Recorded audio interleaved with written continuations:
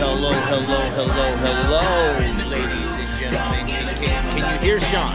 Hello, everyone. We got Sean in the distance. We are here today. We got puppies looking for cats, cats looking for puppies.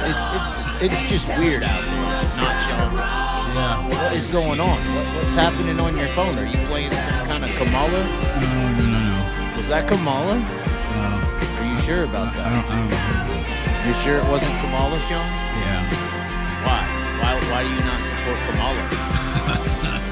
Why are you not supporting Kamala? I don't understand it. You said you're a true American. You're worker class. Yeah. What? Yeah. Not for her. What do you mean not for her? Not for her. That don't make no sense, Sean. What do you mean not for her? What did she do wrong? What would she do right? I mean, not a lot, Sean. That's the problem. There you go. That's the problem. Why is that, though? What is it? What is it about? Is Jesus Lord? Is Jesus Lord, Sean? That's the question everyone wants to know. Yeah. Are you sure? Yeah. Are you sure Jesus is Lord? Well, sure. Why wouldn't he be? I don't know. But what does Lord mean? We could talk about what Lord means.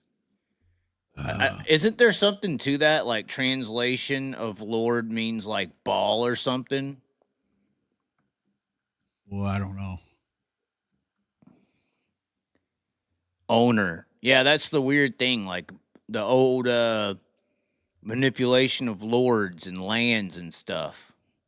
Like the Rothschilds, it's Lord Rothschild. Like that's back, it was like your owners, like your kings of the land, lords.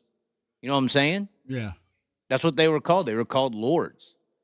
So the manipulation to that was when the old school saying praying to the Lord, it's more so, it was like manipulation of religion to pray to like a leader of a king of like a Lord Rothschild or something. What happened? Lord Connie, yes, that is exactly it. The Torpedo Queen.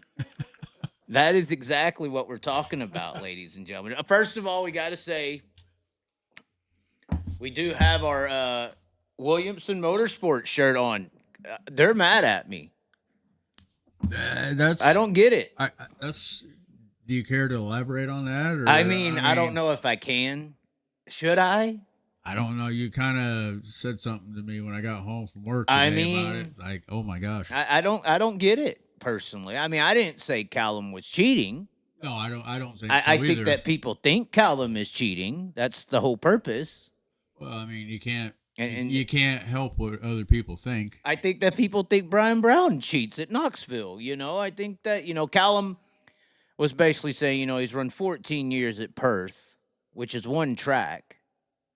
So, I mean, obviously, when you run that many years at one track, you're going to be really good at one track, and you're going to struggle at others. Look at Brian Brown. Great example. Exactly, yeah. But how many times have we heard that Brian Brown has a 434? That's the joke. He's cheating somehow because of how good he is at one track. When I was over there and Jock Goodyear's daddy said, oh, the one-track wonder, making fun of Callum. I was like, oh, so like Brian Brown. He didn't know who Brian Brown was, but how long has that been the mantra for Brian Brown? Right. I mean, technically. Right. So, I mean, over there, they don't, to go to another track besides Bunbury or something, they got to drive like 30 hours or 14, 20 hours. So, I mean, it's a different scenario, but I think there's jealousy over there in Perth. I think that there's people who, are using the USA try for Callum as justification as to like, oh, see, he needs it. He needs that little trick that he's got over here to do well. And if he ain't got that trick, he don't do well. It's going to be an interesting season over there. I mean, it'll be interesting. I mean, apparently they're going to continue utilizing this traction control sensor. Probably a good idea. What I don't get is why in the hell are we that far behind in the States. Why haven't we came out with this already? Like, why are we behind? We're the ones racing for millions of dollars and stuff every year. Why do we have to wait for Australia to develop some kind of device? They're more structured in what do I want to try to say? In their like a sanctioning body, maybe more structured wise. I mean, governing bodies. Yeah, and whereas over here it's more Wild West. Over here it's more Wild West. More Wild West and buddies trying to make that dollar. Buddy systems. Money. Buddy systems. Yep. Like, I mean, obviously Brian Brown had his motor pumped and all that, but how many local tracks do we know of where there's one guy who's really good and everybody thinks he's doing something, but they never actually try to do anything about it? You know, there's no like governing body coming in saying we got to figure out how he's doing it. Right. They just let him keep doing it. You know, well, I mean, if he's doing it, you run it here at Knoxville. I mean, it's the sprint car capital of the world, and everybody thinks that Knoxville's got their shit together, and it ain't gonna. I mean, I'm not saying that they don't, but but why are we waiting for Australia to develop a traction control detecting device? Why is this not something the Outlaws hadn't already developed like 10 years ago? You know, that's what I'm saying. Well, because that don't make no sense. The money making, it's you know, one person has it, so you know, in the next 2 months, everybody's gonna have it because they're fast. Maybe so. Maybe so. All right, let's get into the actual topics of the situation. Funny enough, they do have to do with Australia. They don't have to do with the Lord too much. Well, there is a one God. I always say God. Lord is a weird word. But Ian Madsen, of course, speaking in Knoxville, he had the big interview there with Wade at Knoxville. Ian Madsen did, like, what was that, a month ago? Yeah, probably. A month ago he had that interview, and he wants to come back to racing, blah, blah, blah. A lot of people were saying he came clean with what he had issues with or something like that. Others were saying he didn't come out with all the issues that was going on. A lot of speculation. Not as bad as Ricky Thornton Jr. You know, everybody was calling Ricky Thornton Jr. a meth head this last. Did you see that post? Oh, yeah. They're calling Ricky Thornton Jr. a meth head. Yeah, I pointed that out to you. Scott Bloom. Just right before the championship there in Eldora last weekend. Yeah, calling Ricky Thornton Jr. a meth head, guys. That's just crazy how people just... Yeah. Somebody says something and it just gets construed. Yeah.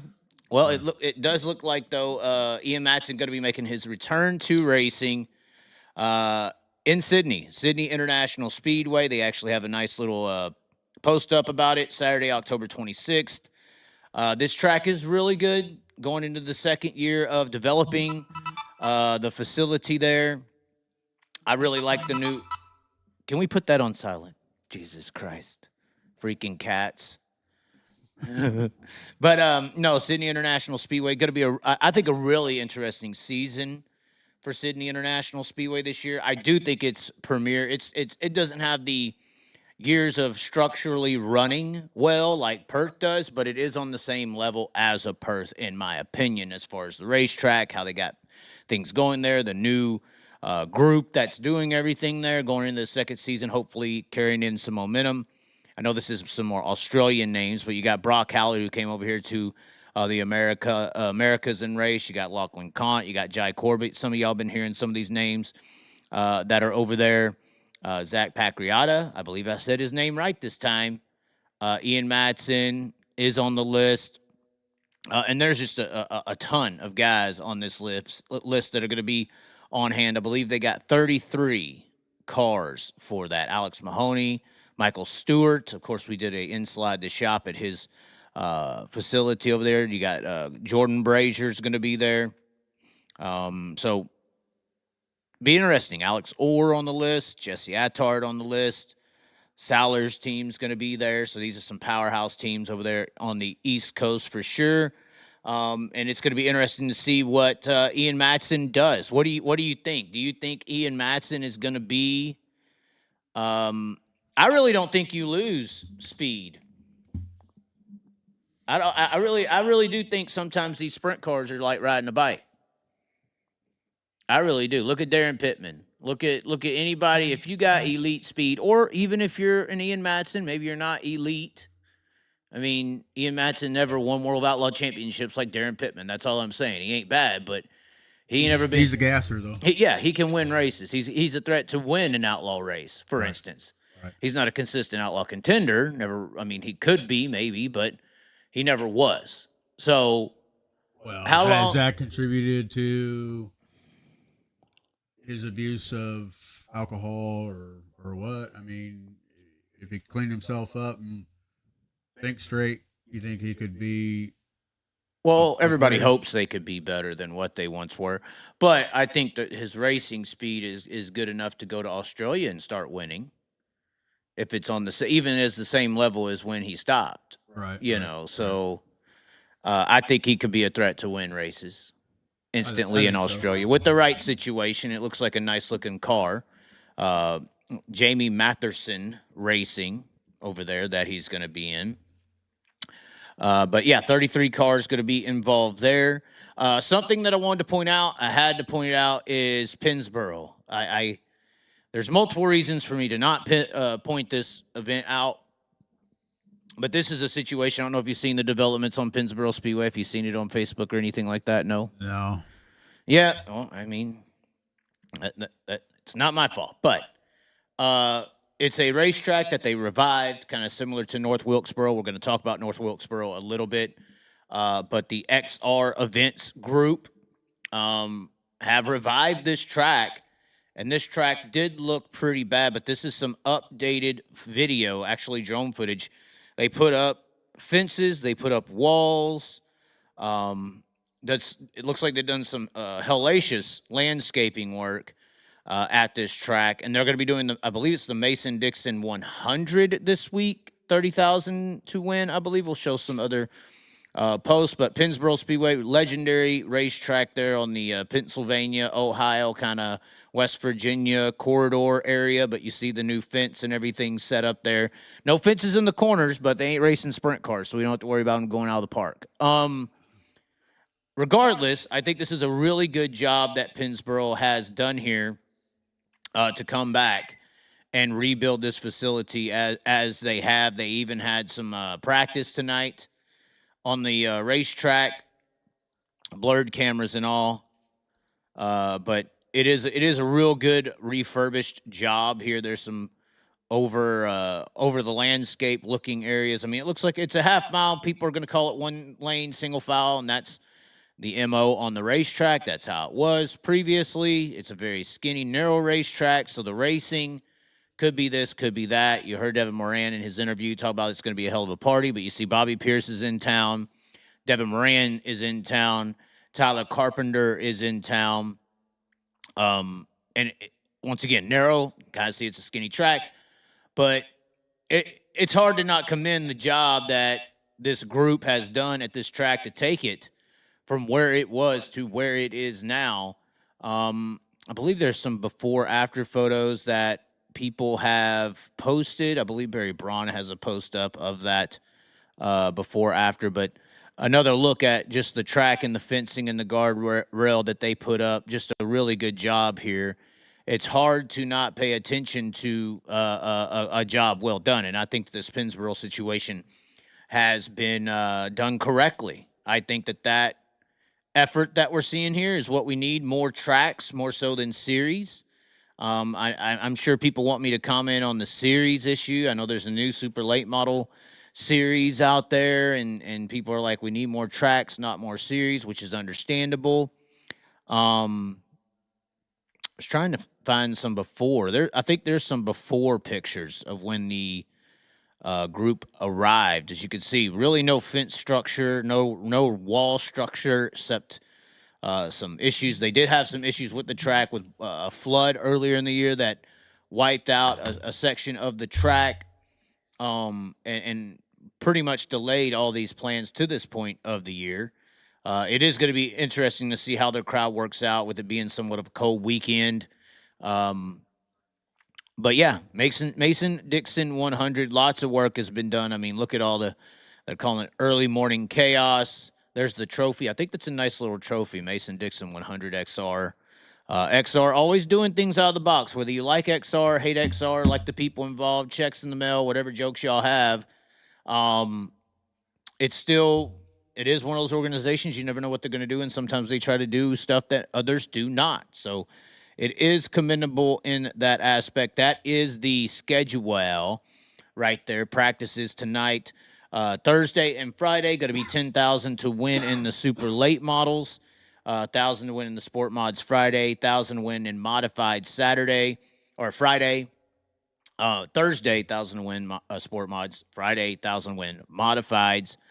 10,000 to win super late models, and then the final on Saturday is 30,000 to win and 3,000 to start. Sorry about that.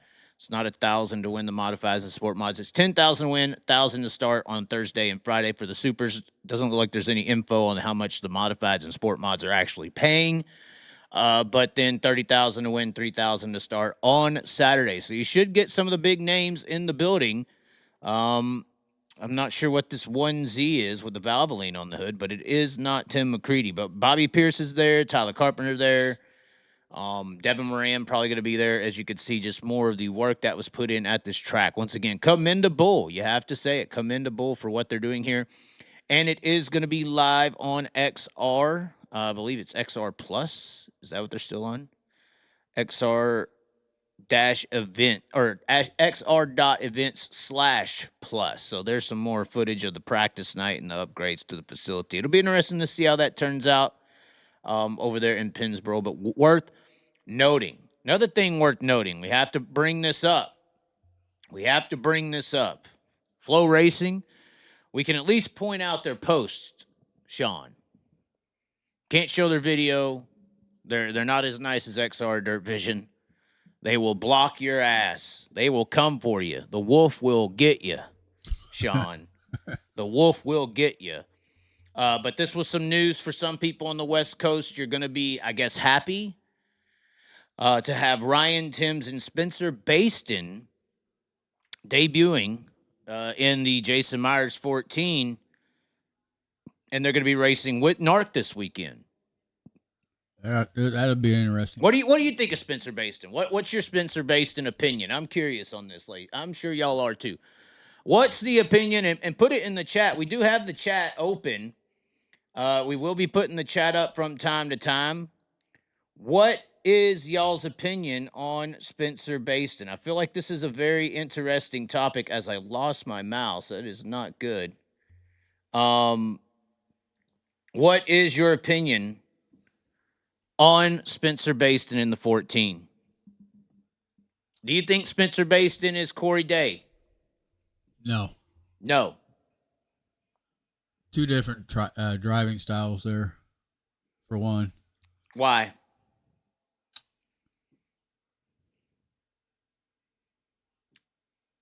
I'll be honest. Some people think he's going to do better than Corey Day. I hear a lot of people saying Corey Day is not as good as everybody thinks he is.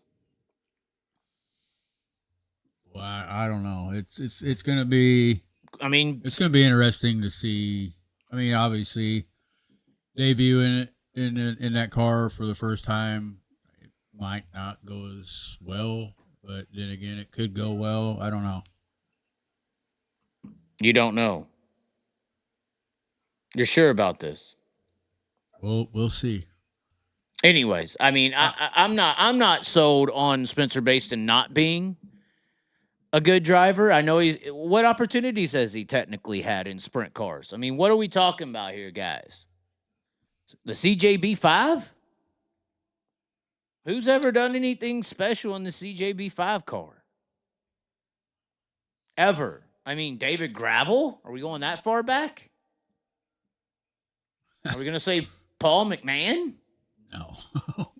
I mean, who are we referencing here? I mean, isn't the 5 CJB car the car that Brett Marks left and then became good? Yeah. And Jason Myers is the ultimate coach. Jason Myers is the ultimate brains of making things work. So it'll be interesting to see how Spencer Bayston does. Ryan Timms, I didn't think performed well at Trophy Cup, although I don't know what the expectations were technically for Ryan Timms. I didn't think he performed that well. I think he fits the 10. It's unfortunate. I think the 10 and Ryan Timms should be at Riverside this week. I think that would be a contending for a win scenario. But I will say there's something a little bit more important because of this scenario happening this weekend. And yes, it has to do with Justin Sanders and Broke Joe. We're going to talk about it here in just a second. Hey guys, so the Chaz is particularly brought to you by Prime. No, not the drink that Kyle all of a sudden loves, but Prime Composite Innovations.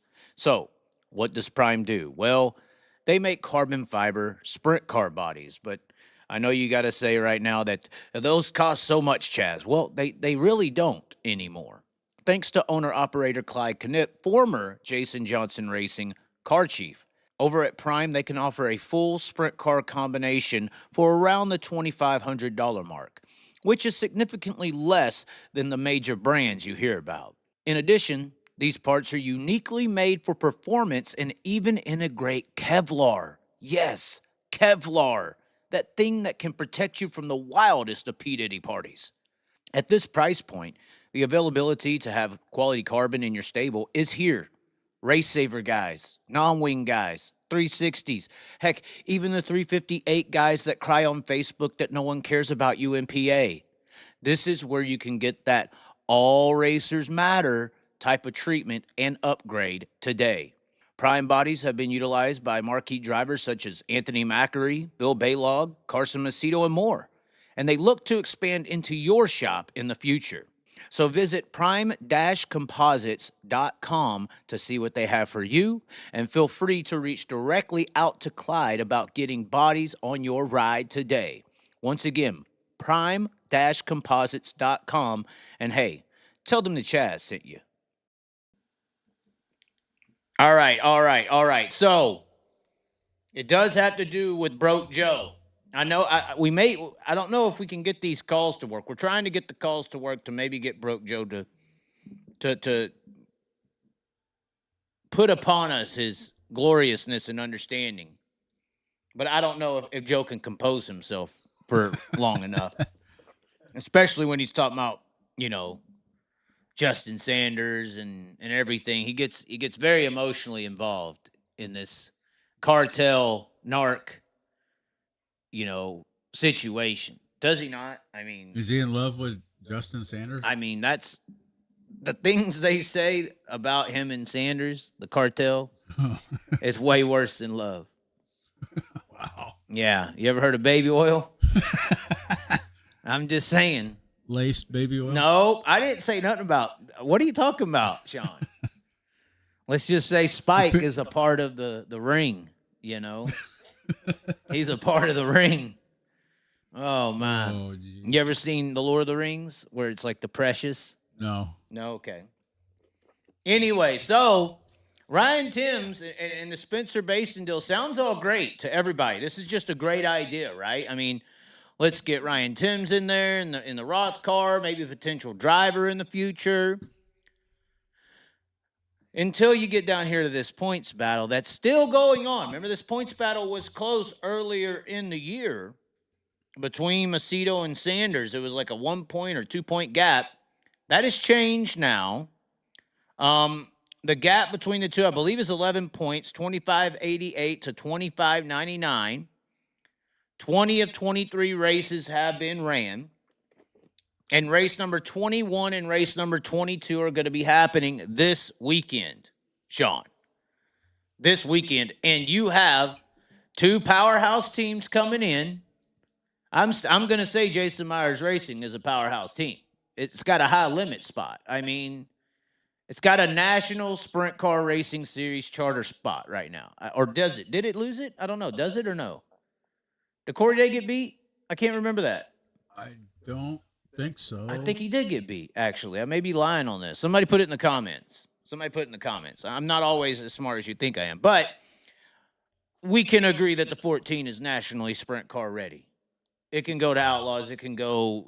This is a big team. And the Roth car, obviously McFadden, that's definitely a team that can go to any national event. And you're bringing them in and racing this weekend in 2 races. But these are 2 important races when there's an 11-point gap between first and second in a championship battle.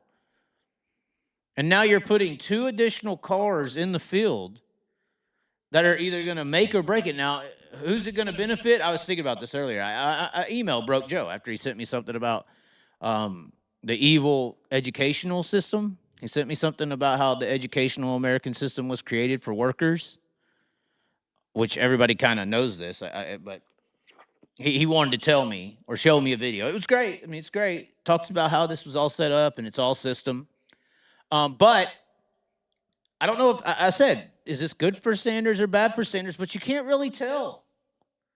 You can't tell until the results hit the track because, I mean, if Macedo can put those guys in between them, then it's bad for Sanders. But if Sanders can put those guys in between him and Macedo, then it's good. So it's like it's all about how the results are. But I do think that these are 2 chips that are going to play a factor now in this championship on the West Coast. 11 points is 11 points, Sean. It's not a lot. Right. And only 2 extra cars. I mean, 1 extra car could make or break it for one of them. Somebody said in the comments they think Brent Marks beat him out, the 14 car. At least he didn't say beat him off, or we'd be talking about Justin at this point. And Broke Joe. But no, I'm just playing. I'm sure that Broke Joe just threw something at the screen if he's watching. I'm sorry, Joe. It's called a joke. Anyways, let's see where they're going to be at this week, because I did see a commenter say Hanford. This Friday and Saturday is Kevin Harvick's Kern Raceway. On Friday, Saturday is King's Hanford. And obviously there's been history with the 14 car and Sanders at Hanford. I did see somebody put there in the comments that Baston has already won at Hanford in the Tarleton car. It looks like Baston won a NARC race in Hanford in the Tarleton car. I'm not sure if that was this year or not, but it doesn't look like that is this year. Regardless, Baston's going to run well there. Kern is kind of an oddball. It's somewhat of a new-ish track, especially for Wing 410 Racing.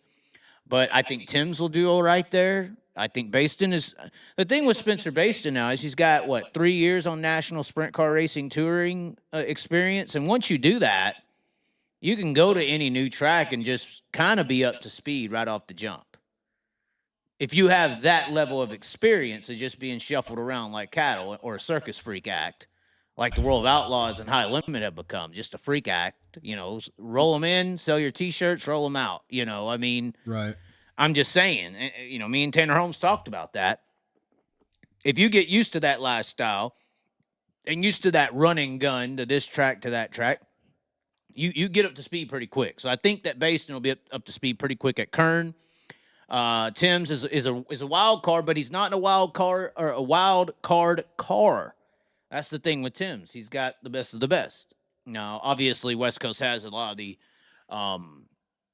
good, well-funded race teams, but I still think these 2 cars are going to play a big factor. And then after this weekend, no matter how these points shake out with these 2 drivers being involved, you're looking at their finale being at Stockton, which is the new short track Stockton that everybody hates and wants to complain about and is short and cars flip and everything. So yeah, the last 3 races are going to be interesting. This NARC situation is going to be interesting this weekend, and then after this weekend, and then they will have their championship banquet the night after the Stockton race, which is the tribute to Gary Patterson, legendary racer on the West Coast. Is there anybody in the comments talking some crap? No, they're not. They're in there still beating off on Brent Marks. That's great. That's great. He can't decide if he's going to race nationally or not. Apparently, he did a talk show where he said he was going to, and then the wife or the girlfriend or whoever, I don't know which one it is now, said that he's not. And then he made a post, I think today or yesterday, that he's undecided. And it's like, it's insane what's going on there. I don't understand. I don't know what to say with Brett Marks, ladies and gentlemen. I don't know how to address that. But I do know how to address regular motorsports action, and that is late models. We can't find that in sprint cars. They don't even know who they are anymore. They don't know where they're going to be. What's the high limits? Is it high limit or high limits? Is it World Outlaws? Is it World Racing Group? Is it Dirt Vision? What is it? We do have the new logo for the Lucas Oil Late Model Dirt Series that was put out today. We also have a bit of their schedule, higher payouts, and more. This schedule is actually very, very interesting. Oh, we showed a clip of Flo. I hope that, please, Ben Shelton, Michael Rigsby, please unflag my video. I just showed Ben's hair one time. Please, please. Anyway, look at this schedule. Guys, this is big boy racing over here in the late model industry. This is what sprint car racing needs to get to. Everybody was kind of curious how this Florida Speed Week is going to look without East Bay Raceway Park. Look at this, though. January 14th is practice at Golden Isle. 15th, 16th, 17th, 18th is racing. So a 5-day event to open the year in Georgia, starting January 14th through the 18th. Then it looks like they take about a week off. It looks like, yeah, about, what is that? 11 days. Funny enough, 11 points between the NARC people, 11 days here. And then they're having 3 days at All Tech, a practice the first day, or 4 days, sorry about that. Practice, 3 days of racing, a 10, 12, and a 15,000 to win. Of course, the previous announced race is a 7, 10, 12, 25,000 to win at Golden Isle. 10, 12, 15. They're at All Tech. Hold on, let me scroll it up to where it's a little more center where I'm reading at. Then you go to Ocala for 6 days, Sean. 6 days. So 1 day break between 4 days at All Tech. And then you go to Ocala for practice. So 2 days if you don't need practice. February 4th through February 8th. Unbelievable. 7, 10, 10, 12, 25,000. And then I believe that is when the late models kick off at Volusia, leading up to the Daytona 500. I believe that'll be a 4-day straight event as well. So interesting how Florida is working without East Bay being there. It'll be interesting to see what the World Outlaws do. Traditionally, it's just been a Volusia race. But who knows? Who knows? World Racing Group is also trying to innovate on their own. It's a good money there. Yeah. Good money there, too. Big money. And we even got to the big money because things have changed. This is a revolutionary schedule, I think, for the future of dirt racing. This is event-based.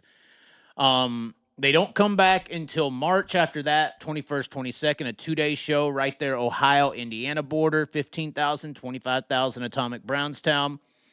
Then they take them like a little Delaware, Maryland, PA swing, 20,000 to win Georgetown, 25,000 to win Hagerstown, 10,000 to win Port Royal. Then a second and third in Indiana and Kentucky, right there, somewhat within about a 3 or 4 hour drive. 15,000 to win, $25,000 to win. Then a May 9-10 in Illinois, Farmer City 1 day, Fairbury the second, 25,000 to win, 30,000 to win. Listen to this shit. 50. Yeah, then we got a 3-day show at Eagle Raceway. The Malvern Bank presents the High Bank Heist. A lot of people were guessing if they would go back to Eagle because the late models didn't have a great showing with the crowd side, I heard. But they went a level up, 3-day event, 50,000 to win, a 10, 10, 50, 3-day show at Eagle. Then they do a 3-day show at Lucas Oil the following week, Sean, with a 10, 10, 75,000. 10, 10, 75,000. Then a 2-day show at Smoky Mountain. Looks like 3 weeks after that, 10 and 30,000. 3-day show at Lernerville, the Firecracker 100, 5, 5, and 50,000. Then a July 4th and 5th date in Ohio, Zanesville getting a date there, Muskegum, and Portsmouth, 25-25. Zanesville? Oh, we ain't going to talk about that. 10, 11, and 12 date after that. 34 for 15,000. Lucas Oil for 15,000. Diamond Nationals conclusion, 25,000. Then a midweek date at Shelby County, the Kosowski 53, 25,000. And then the Silver Dollar Nationals back at the Houston Speedway. I didn't think the race was that bad this year, even though everybody rumbled and cried about it. I still thought it was pretty good for a main event. And it's a 75,000 to win event now. 10, 10, 75. Then you got the North South 100, 6, 6, 75. Then a topless 100, 5,000. Two $5,000 races on one night, and then a 50,000. 2-day show. This is the I was gonna say this is the lowest payout, but it's not. 2-day show at Port Royal, 10 and 50,000. Hillbilly 100 at Lernerville the next week, 10 and 30,000. And here it is, the dump, ladies and gentlemen. The dump does have a race. The trashiest, damn bummest ass racetrack in the world, according to JD Jonathan Davenport. And they upped it, 75,000. 10, 10, 75, 3-day show. Brownstown with a 10 and a 50. 10 and a 50, 20, the Jackson 100. Pittsburgh Motor Speedway, a 10 and a 50. And then Eldora, a prelim only night. No money on the opening night, but 100,000 the next. Of course, they only do heat races on that prelim night. They do not have main events on that prelim for the Dirt Track World Championship. What's wrong with sprint car racing, Sean? I know that, and this is my deal. The money in late models have been invested into being Scott Bloomquist.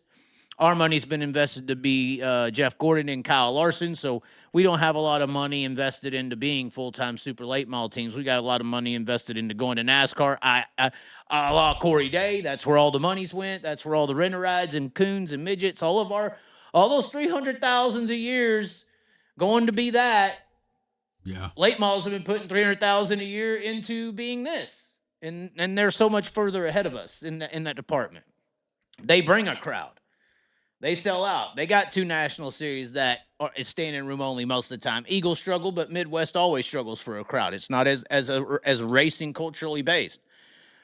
But how about that schedule, Sean? Reaction from the common fan. That's what we're going to start calling Sean. The common fan. Common fan. The working fan. I like that schedule. I like the big, big payouts and multiple days. Yes, multiple days, and yeah. What is Knoxville going to do? How are they not going to be a dump, Sean? What do they got to do? Well, Knoxville is probably just going to continue on being Knoxville, and they're not going to bow down to JD. I mean, Superman? What can they do? I mean, Knoxville should be his kryptonite. Knoxville's going to be Knoxville. They always have been. Knoxville's not bad. I mean, I don't know what JD was talking about, but he's a prima donna. Ever since he started winning a lot, he just became a prima donna. He's the closest thing to a sprint car attitude the late model world has. It's true. It's true. It's got to be laid out on the carpet for him. This, that, and the other. But I'll tell you what, Sean, it's not as bad as we're about to get. And this next topic was requested by somebody who apparently set me down, Sean. Kenny Wallace said, this guy set me down and had a chat, but he wants me to talk about this subject right here, ladies and gentlemen. Oh, boy. Oh, yes. We're going to talk NASCAR topics. It's about to get interesting. Look, another must-have product for some of you out there, and I have hands-on experience in this now, is the optics from Deathridge Certified Opticians. With drivers like Jonathan Davenport in the late model world and Donnie Schatz in the sprint car world utilizing these HD fog and glare resistant lenses, they have racked up millions of dollars. Yes, millions of dollars on the racetrack, especially JD. This same technology can be utilized in the world outside of racing. When I got my pair, my biggest notice in using them is driving. Previously a nice scene of mountains or just some country prairies or trees or lakes or something as you're driving down the highway would be somewhat of a blur at extreme distances. But when I put this pair on, I feel like I could see the leaves on a damn branch from a half mile away. The scenes and views are just literally enhanced. At night, it used to be horrible in trying to either drive in the rain or dodging white-tailed deer in the middle of the night leaving these tracks that are located in BFE. But with these optics from Deathridge, the anti-glare technology meant for the racetrack transfers into defeating those horrific LED lights on the egotistical maniacs out there in their 2004 souped-up pickup trucks on 35s. Whether you already have glasses or think you may need some, this is the way to go. And he supports motorsports. I mean, this is a full around 100%, good for you, good for him, good for everybody in the motorsports world. And with the wide range of styles I saw within his shop, it opens the possibilities to all walks of life inside and outside of racing. Call Greg today at 940-733-2843 or visit DeathridgeOpticians.com. DeathRage Opticians.com. And hey, let them know that you heard about them on the show. Oh my God. Sean, oh my God. Did we check the chat before we get into this? Yeah. Do we check? Is there anybody in the chat talking? Is there anyone in the chat talking? Because this is about to get bad. This is about to get me in trouble, ladies and gentlemen, because I'm stuck in the middle of this shit. Malcolm, I'm Malcolm in the middle of this. I don't know what to say, ladies and gentlemen. I'm literally Malcolm in the middle. Let's see what these... Call Broke Joe and ask him about Anthony Simone. Oh, my God. Go cry me a damn river. You sound like Broke Joe and yourself. So, how do you say his name, Sean? Frankie Muniz or Munez? I don't know. Munaz. So this Frankie Munaz or Muniz, it's Malcolm in the middle, right? It's the Malcolm in the middle guy. Yeah. We all watched him as a kid, and we all learned how he became famous in that industry by the great teachings of Cat Williams and the expose of P. Diddy. So we know how this guy has worked his way through life. We know how they get where they're at. And Donnie, I'd be worried that it says for performance. What are you doing, Donnie? I wonder if there's a tape out there. I'm scared now. But I had this image sent to me by a guy who said, I wish old Chaz would go off on this topic. I wish you would just go the hell off. And I was like, I can't do that. Kenny said you set me down. I can't talk about these NASCAR people anymore. Because this is the situation where it just shows you the low-level ability it takes, skill-wise, results-wise, to actually make your way up through the ranks of NASCAR.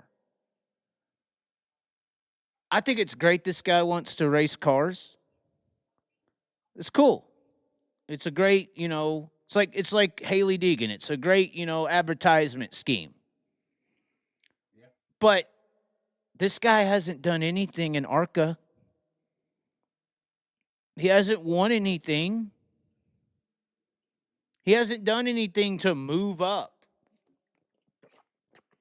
And these examples with this guy is a high-level example of what happens on the lower divisions. It's like there's great midget drivers and dirt racers and 604 guys and modified guys. This is why I love RTJ, because RTJ is probably the greatest example we got right now. Somebody's actually raced and won his way up through the sport. It's hard to even do that in sprint cars. I was talking with Emerson Axum about this at Texas Motor Speedway. A great interview that hopefully we can transfer into reality here very soon. Get Emerson on the show because he had some interesting insight on how the wing sprint car racing world is starting to operate.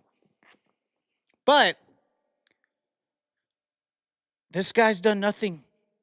no results, no jumping off the screen.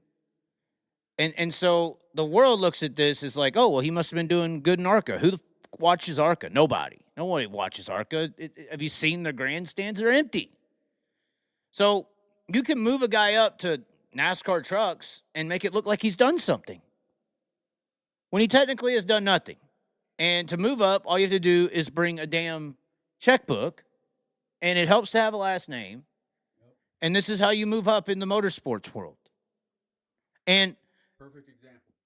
And NASCAR is projecting and doing their job. I said this before. They're doing their job by convincing society that Frankie here is a better driver than David Gravel on the lower ranks of the dirt world. I mean, that's where Corey Day just came from. We just talked about Spencer Baston. We just talked about all these guys. These are guys who are not able to make the leap from Wing 410 sprint cars to ARCA. And he's already 2 levels ahead of that. It's a leveling system that is implemented into society. Because it's a leveling system that exists in everything else. This basketball game back here, there's a high school, a college, a G League. There's a level. The thing on the TV is the pro. The thing on the TV is NASCAR. Everything below that is working your way to become that person on the TV, and that ranking system is lower skilled people. The G League, for the basketball over here, is the lower skilled people. The college is where you're trying to prove your ground, and NASCAR has turned trucks and Xfinity into that proving ground college system area. And this is why I always say that sprint cars and dirt racing and late models and everything is flag football to general people. So when general people, you can't buy your way onto the starting lineup of a football team. And this is where Michael Rigsby, actually, this is funny. This whole scenario, this whole discussion and thing I'm breaking down right now is where Michael Rigsby was agreeing with me. Michael Rigsby was having his talk show with Kenny Wallace, and Michael Rigsby brought me up because they were talking about NASCAR, the dirt racing, representation, and perception. And he's like, Chaz says it, Rigsby said, Chaz says it all the time. I got to agree with him. You know, I just want Bobby Pierce to be properly represented or respected as a NASCAR driver. You know, and he's a late model guy. And that's right. That's 100% right. And Kenny Wallace responds and says, I mean, because I'm saying something they don't want to hear. They don't want to hear what we're talking about. This is breaking this whole system has a trick on society. This whole monetized buying their way up into these areas and ways of how they actually ladder up the system is a trick. They're tricking society to think it's like the NBA and the NFL when it's not at all. And then that's when Kenny Wallace says, oh, that's when Kyle Steffens set me down. Well, Kyle Steffens is the one who wants me to talk about this.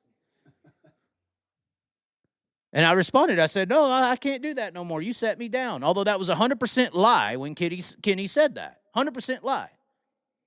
He basically went on a slew of about 4 or 5 sentences that was 100% lie. Said that I go after him for no reason and I just do it for views and clicks, and it's all lies.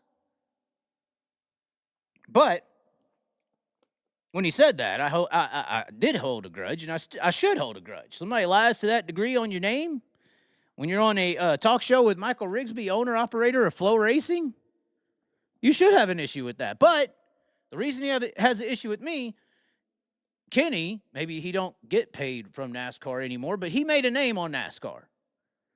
He made a living on this brand. He developed his mantra on that brand. And he did it on his brother's coattails. Let's be honest about it. Rusty Wallace was the good race car driver of those two. Right.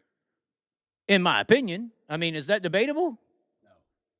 It's not debatable, right? Rusty Wallace is the better race car driver there, right? Yep. Yes.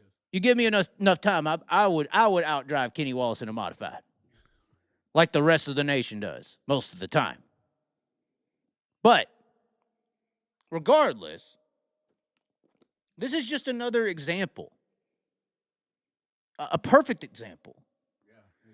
And then on how Flo tried to manipulate the Haley Deegan story the other day, saying she worked her way through the dirt ranks.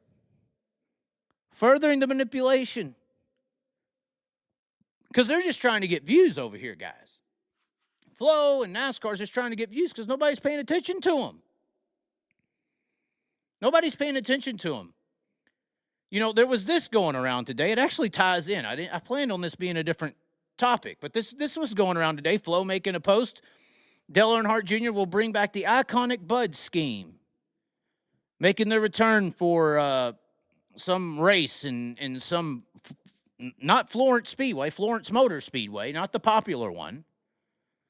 But they're bringing the Budweiser paint scheme back. It's all great. It's all amazing. Why are they doing this? Why are they doing this?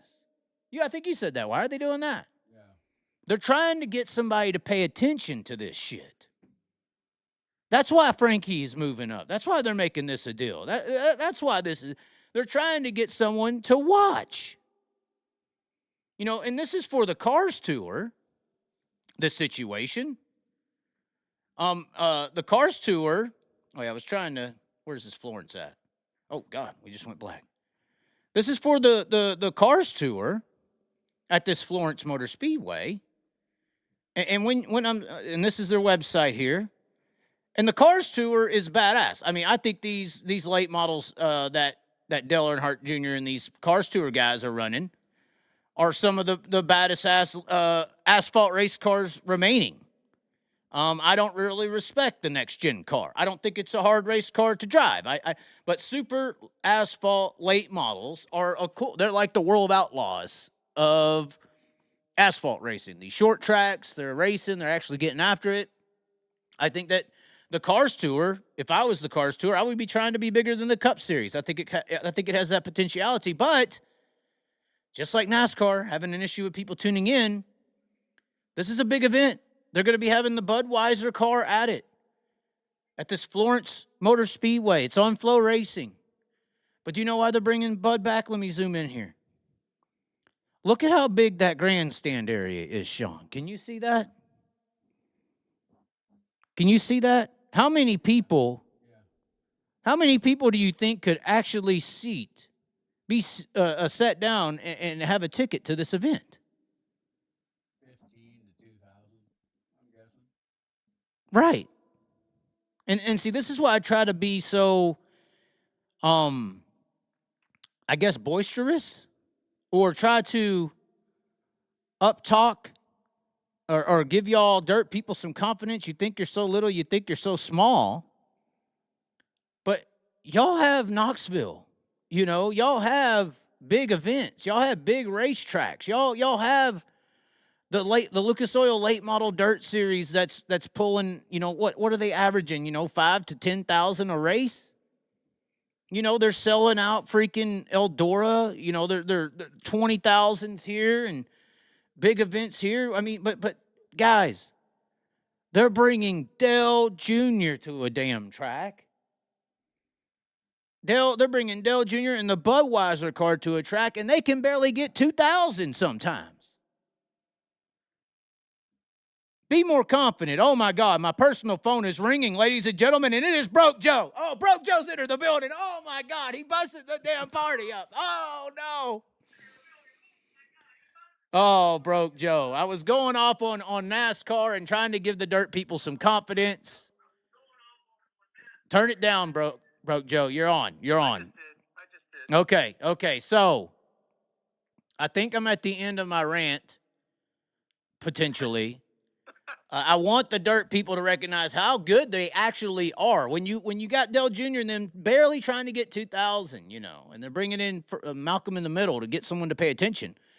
You're selling out Eldora, you know, largest crowds ever with Ricky Thornton Jr. and Jonathan Davenport. You ain't small. Don't let the world, the system manipulate you into feeling like you are. The Kenny Wallace is shaming you, you know. But anyway, what's going on, Broke Joe? We'll see if we can fit you on here to where everyone can hear. Let's see. All right. Are you there? The whole world's a Ponzi scheme, Chaz. Oh, no. What has happened now? It's all a scam. You mentioned NBA. We got Bronny James on the Lakers. This is true. Bronny James averaged about 4 points a game in college. He's on the Lakers. This is true, Joe. I don't know what they're doing. I don't. I know. Yeah. I mean, that If is. your dad's an all-time great basketball player, you now get to make the league on no talent. Well, you can't say no talent, Joe. I mean, he scored 4 points a game in college. There's 500 guys better than him. It is the. Well, can you at least say this? This is possibly the first time we've seen something like that actually happen in professional sports outside of racing.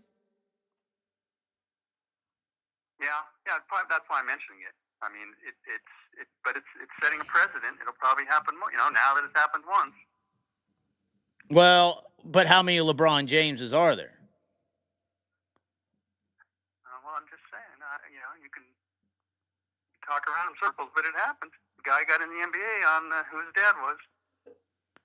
This is true. This is unfortunately true for the NBA. Covering a lot of topics here, Chaz. A lot of I felt left out. We had Clark making a call. We had Spike on the show. I'm like, oh, we're going old school. Yeah, but I know how you are. You can't. I don't think they're ready for your political opinions, Joe. We all talk politics with Spike and Clark. But this is the politics of sports. It's what when we talk about these people moving up and knowing this guy or sons and daughters. I mean, this is basically monarchy.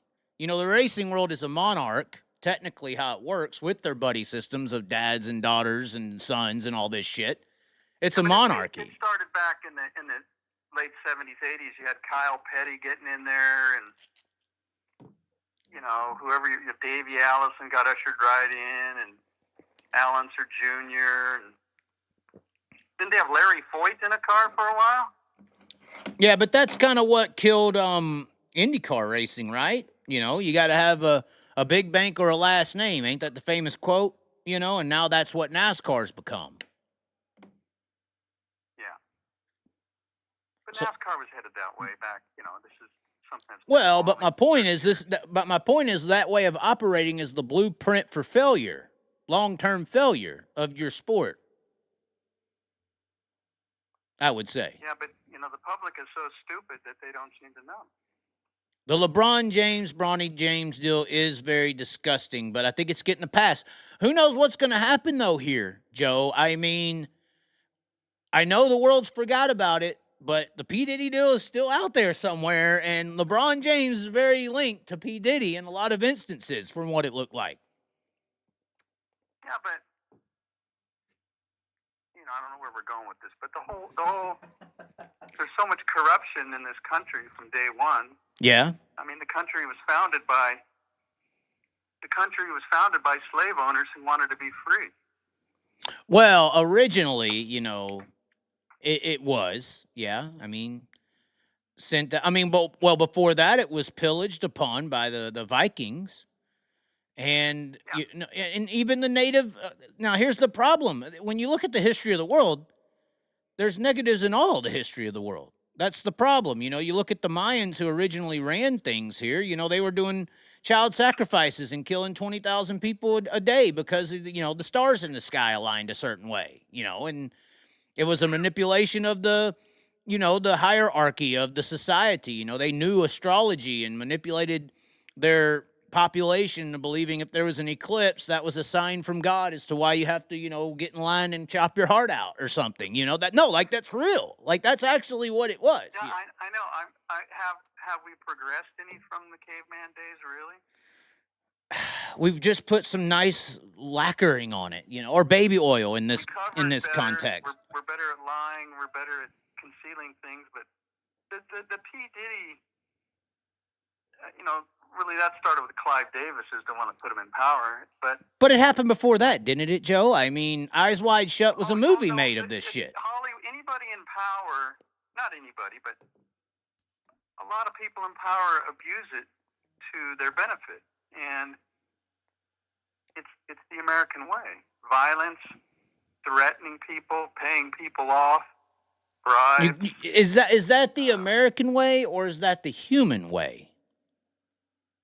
human way. It's all over the world. Yeah, that's what I would say. It's the human way. Right. But we're in America, so we're kind of focused on where we're at. But right. It's like this with the NASCAR charter system and what's going on with the Michael Jordan lawsuit there. I haven't been following it, the progress. It comes in and goes, doesn't it? It's we're in a giant TikTok, Joe. There's always people who are higher up use that leverage on the people below them to get what they want. It's evil. It's an evil world. It's an evil world, a lot of it. So, and most people think the election matters. I'm under the belief it really don't. But it is scary to see the politicians are bought and paid for by the big corporate America, and they right. do what they tell them, and they're here, and they'll be here for 4 years or 8 years, and then they'll be gone, and then there'll be another politician in that spot. But the rich stay rich, and the poor, the working class. You know, the working class takes the brunt of the problem. See, and I have a theory on that entirely that most people agree with. You know, I think when they founded America, created this thing called presidents, traditionally it was families running shit. And if, obviously the Greeks and stuff, they had their political systems and Caesars and all this stuff. But typical monarchy, if shit was bad for too long, you could blame the family in charge or the certain regime in charge. So that's how you had rebellion from the populace. They had identified an enemy or a problem. And I think with these politicians or the modern day presidency, the leaders, the actual kings, the actual monarch are able to just sit in the background, continue the turmoil, but the politics represent change, represent someone new coming in. We got rid of the bad guy without actually getting rid of the bad guy at all. It's just a public look or a persona or a show, technically, of a change in power or guard, when really the guy behind the scenes is continuing what he's doing. Well, that's like they're throwing P. Diddy to the wolves, and he's evil, but Clive Davis is the guy who put him in power, and when P. Diddy's gone, they'll get another guy in power that'll do the same thing or worse. Right. It makes you think, what did P. Diddy actually do on the Illuminati level? Because it's like everybody was doing it. It's like everybody's doing it. It's what? Sorry. He got a little big for his britches, and he sued that liquor company, and they said, okay, we're going to put this guy back in his place. Right. He overstepped his boundaries. They gave him $500 million, but it wasn't enough. He wanted to be a big shot. But right. What amazes me is they created an industry. They call it music. They can't even play instruments. They shove it down America's throat. And for the last 30 years, people have been buying what this P. Diddy puts out. This is not about to turn into a rap bashing segment, Joe. Is it? Is that what you're saying? Rap is the problem? I mean, if you think about it, like AC/DC was the gangster music. It was a vehicle to manipulate the uneducated to get their money.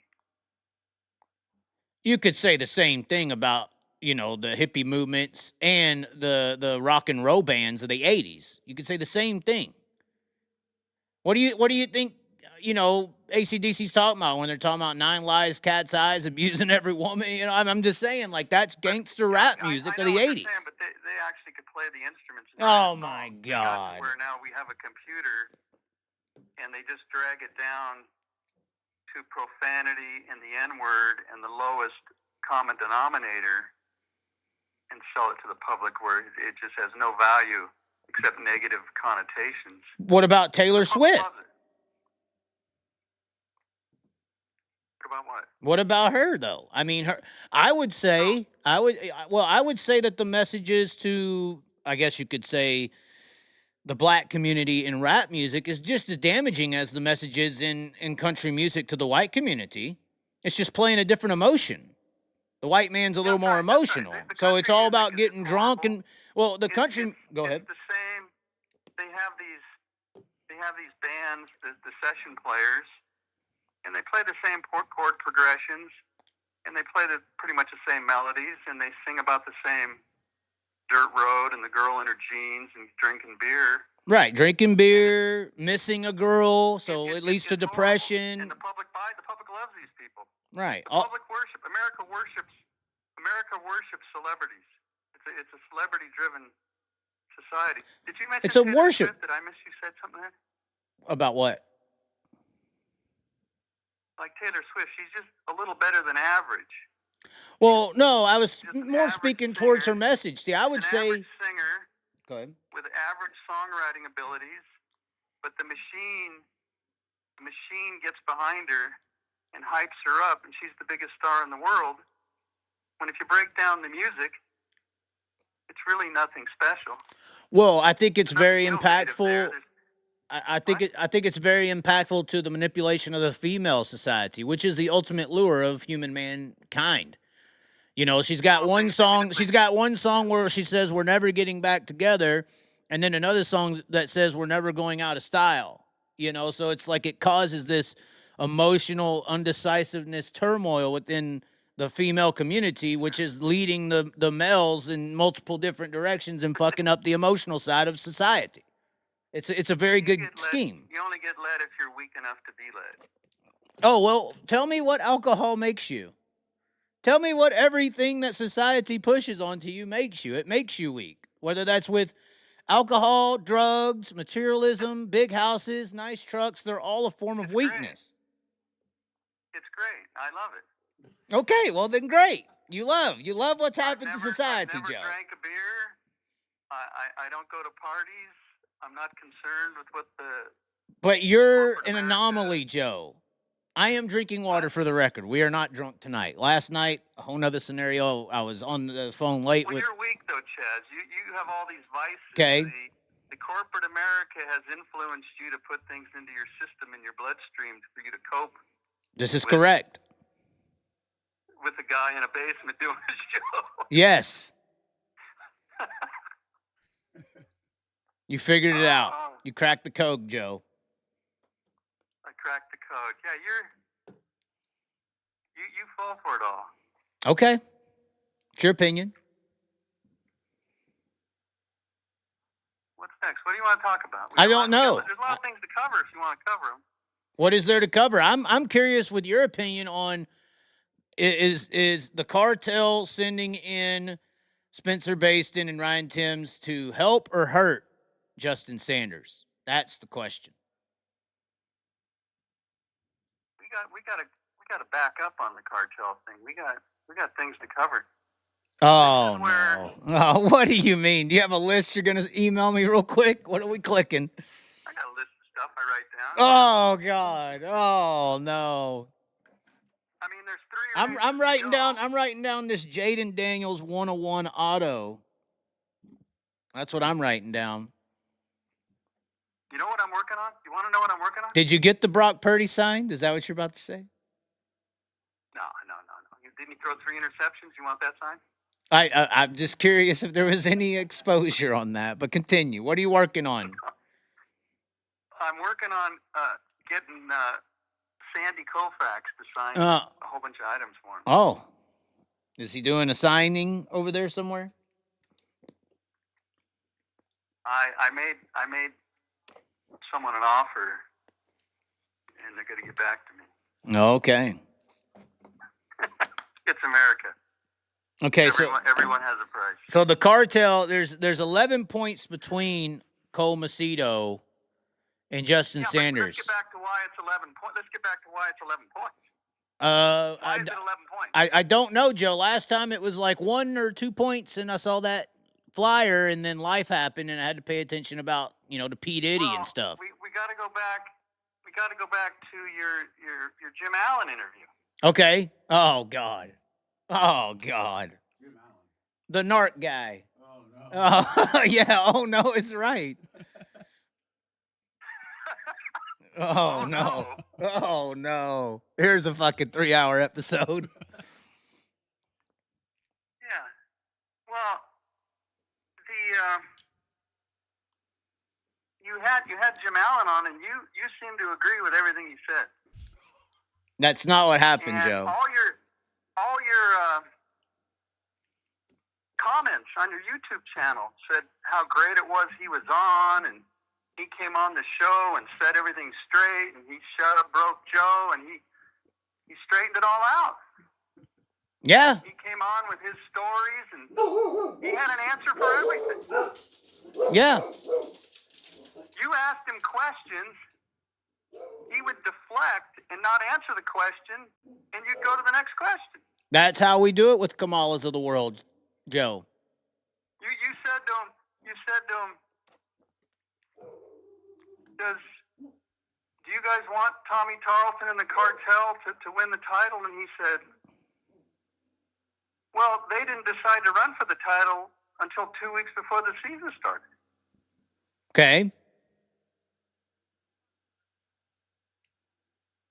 He didn't answer the question. He said he didn't answer the question. So technically he said yes then. He didn't say anything, and you didn't nail him down. You asked him about the fire race with Angelique Bell, where Yes.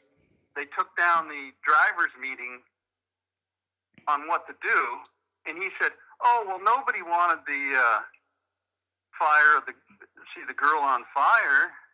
He just deflected. He just deflected, and you didn't follow up. Okay.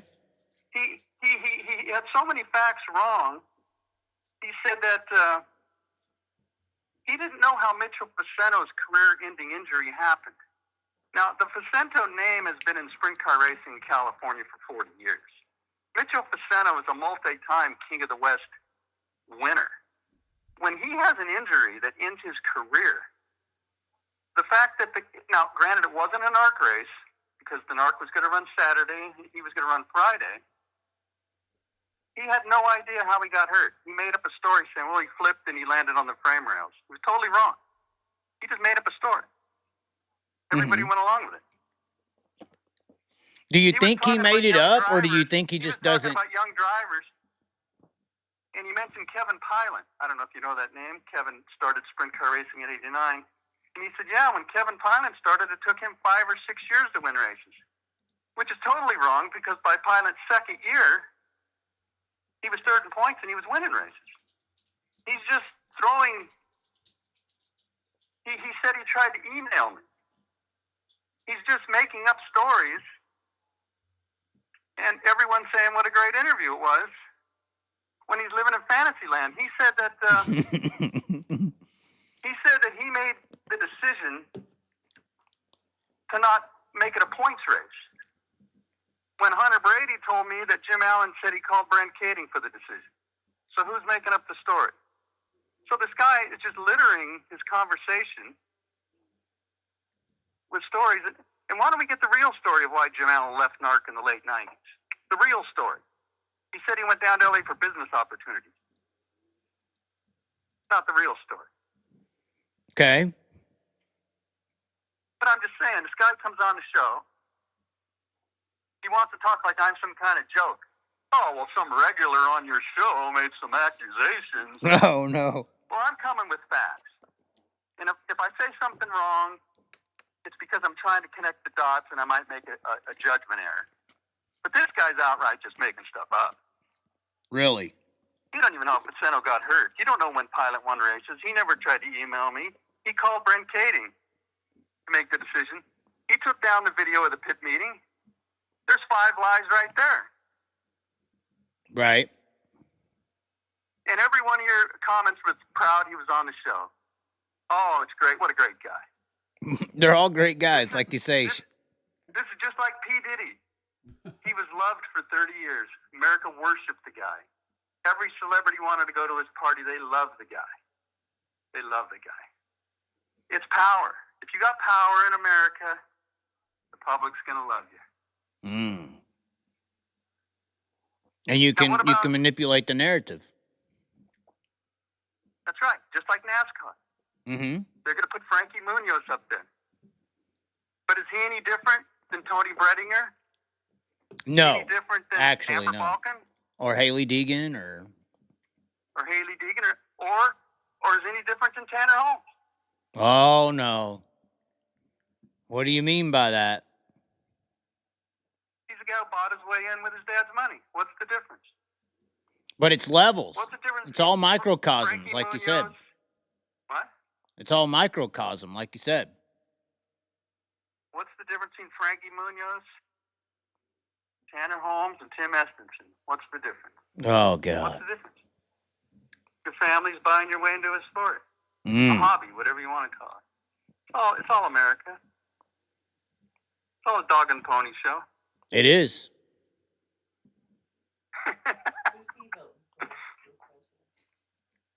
Everybody, are you... Comments on, am I wrong on what I'm saying? If I'm wrong, have people cross-examine me and straighten me out. Somebody said Frankie worked for his money. He did. I don't know what that has to do with racing. And he bought his way in.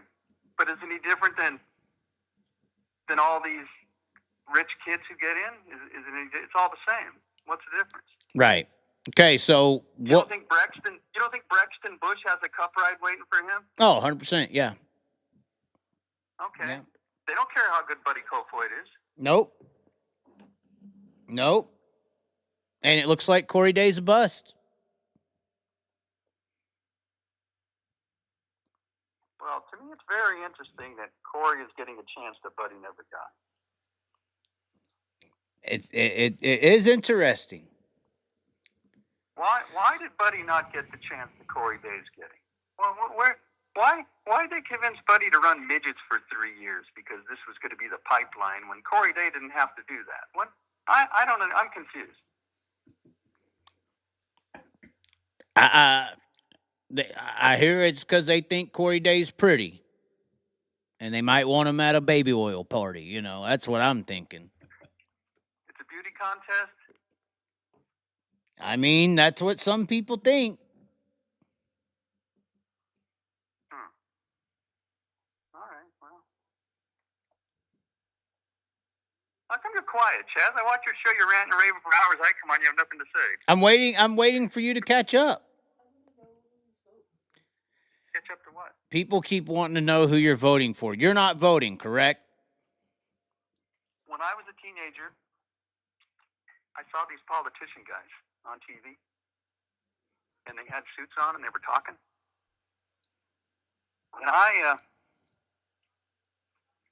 sized people up from a very young age. I was in quarter midgets at 6. By the time I was 8, I was driving for other people. I was in the adult world, in a sense, by the time I was 8, dealing with adults and getting hired and fired. And pretty good sizing people up. Played a lot of sports, team sports, a lot of coaches, a lot of players, a lot of different situations. And I saw these politicians. It didn't take me long to look at these guys going, look at that, they're talking for a living. I come from working class people. I work today. You know, I silk screen. You know what I do. I'm working. I work with my hands. Honest day's wage for an honest day's work. And I see guys talking for money. I go, they're talking for money. Thanks a They're lot, not Joe. producing anything. Thanks a lot. I produce something. You know, a product comes in, I silk screen it, it goes out, I produce something. I go to bed knowing, you know, I earned my wage. These guys are talking. And I said, that's not for me. I don't believe anything they're saying. I don't believe them. So I've never voted. I've never registered to vote. I really don't even know much about it. I mean, you hear about it, but I don't really know a Republican from a Democrat, or I don't know anything really about politics. It's a waste of time. Somebody said California working class. That's funny. Why would that be funny? I guess they're. I tried to explain this. There's a weird stereotype of California. I'm in an industrial complex here. There's 4 buildings, each with 9 units, and it's really working class. Right. Mainly, you know, there's some Indian guys, there's Mexicans, and the Asians. The Vietnamese are the real hard workers. I'm looking. I'm going outside right now. I'm looking. You know, these shops are still open. There's a third of the shops are still open. Some of these start at 6 in the morning. We're working class people. I don't know what. You know, I don't know what turn 1 Tommy. Where's that 007 guy? He's usually on my case. Oh my God. What is the Tribute Valley? What's this Valley Tribute? What is this? I think I was on your show. You could check if this is right. You just had the NARC schedule up. Yeah. I don't know any other place in the country where, like, the tribute races are all for the owners. I mean, Maury Williams just passed away, but like all the tribute races, they're not really for the. I mean, you got Howard Kading Classic, but you know, Kadings are kind of there's like they're tributing themselves. There's a Tarleton race, there's a Roth race, the Ciara race, the Maury Williams race. They're all Central Valley guys. There's no, well, Dave Limp Memorial. There's a new one, but it's just like when you watch Pennsylvania, they have races of like legendary drivers. Mm-hmm. Aren't most of the races legendary drivers or promoters or? Yeah. It's just, I mean, they honor themselves. there could be the Joe Von Schultz Classic one day. I don't think that'll happen. Okay. I don't think Leroy Van Conkett or something. What? Dave Bradway. What does it mean new there? Are these races that happened this year? What is that? May 19th. Stockton. I guess that is a new race. I don't know. Yeah, he was a great racer. Oh, and you got Bradway. So I'm kind of wrong. They have some drivers. Yeah, see, you're just being biased against the cartel, Joe. See, this Jim Allen was right. You know, he sounded like a professional talker. Oh, no. Politicians. He sounded really slick, man. He sounded good. He sounded like a politician. He had an answer. He was slick with his speech. I don't know what he does for a living. Look at the wins list over here. That's the crazier part. The winners. Look at that. Chase Johnson. Look at that.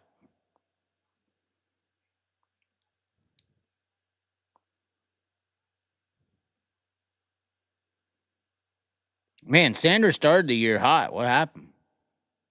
I mean, I guess it's spaced out, but.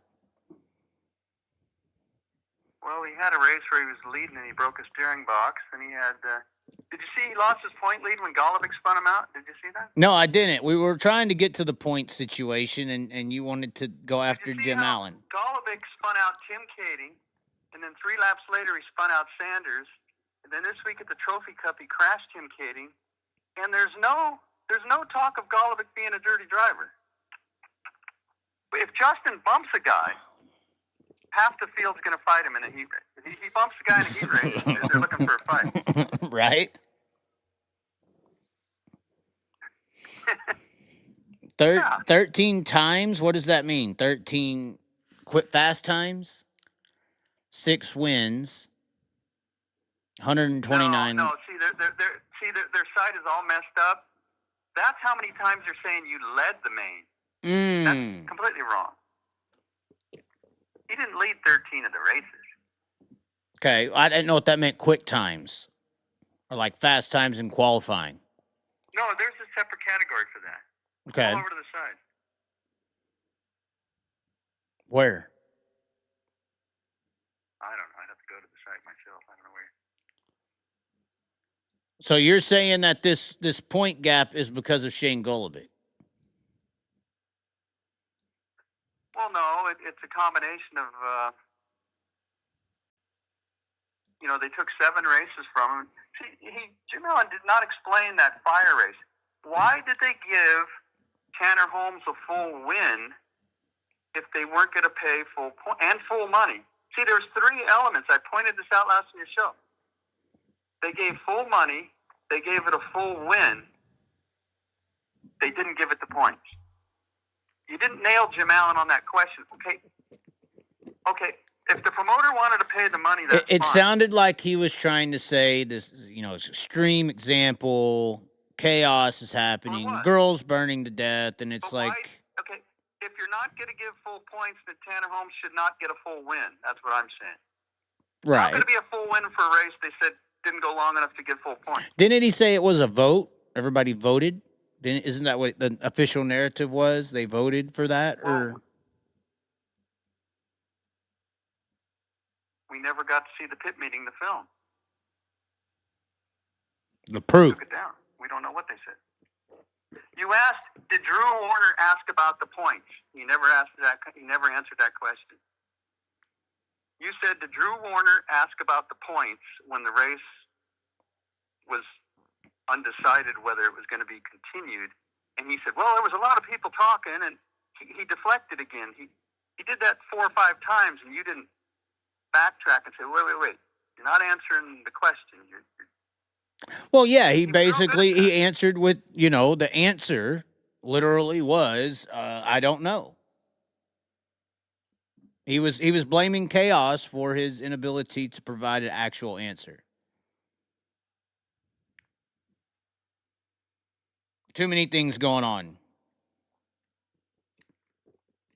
But he said he decided no points. Yeah, but the process as to how it got to that point, he could not recollect. He said he decided no points. The Outlaws had a race where it went 10 laps and it rained, and Lance Deweese got the win, and they gave full points. That was like 2022 World Outlaws. They gave full points for 10 laps. Right. Okay. That's what they did. Well, they do a lot of stuff that doesn't really help them not look like a cartel.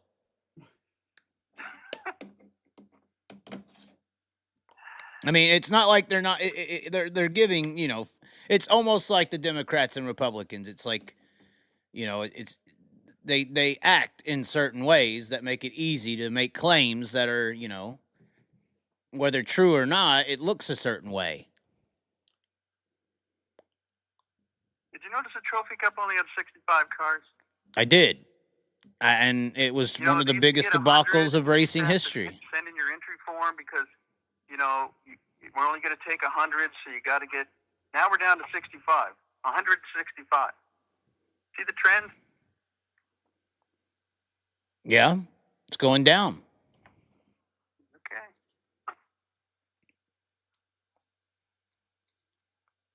How much do you think Tim's and Basin's going to affect this weekend? I think it's a big deal for either one. The results is what's going to determine if it's good or not for whoever you're cheering for.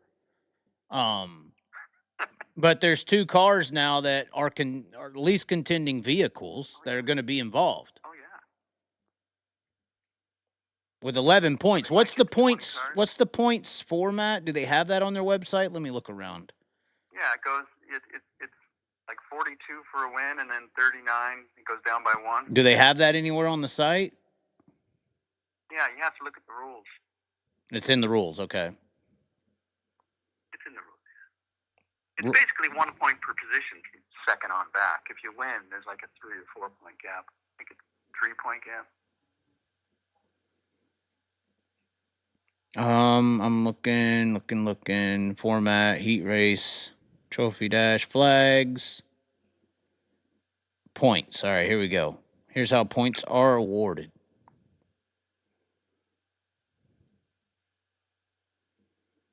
So, yeah, 3 point gap, and then it goes 1 the rest of the way. Yeah. So, if you win, it matters. Fast qualifier gets 1 point. So, 11 points is kind of a lot, technically. Yeah. Okay. But when you can win and you could throw in, these guys, I hear maybe Justin Peck's going to be out there in that snow car as well. That'll be another car to worry about, I think. Well, for Justin, the more cars, the better. Right. Well, depending on how you finish, though, No, but if you're there to win, the more cars, the better. Yeah. I mean, 12 cars wouldn't help him. He needs 30 cars. Right. And it's Hanford and what's the other track? Why does it slip my mind? What's the Friday show? Kern and Hanford. Kern, that's right. Kern's a wild card, ain't it? That's like their first race there, or?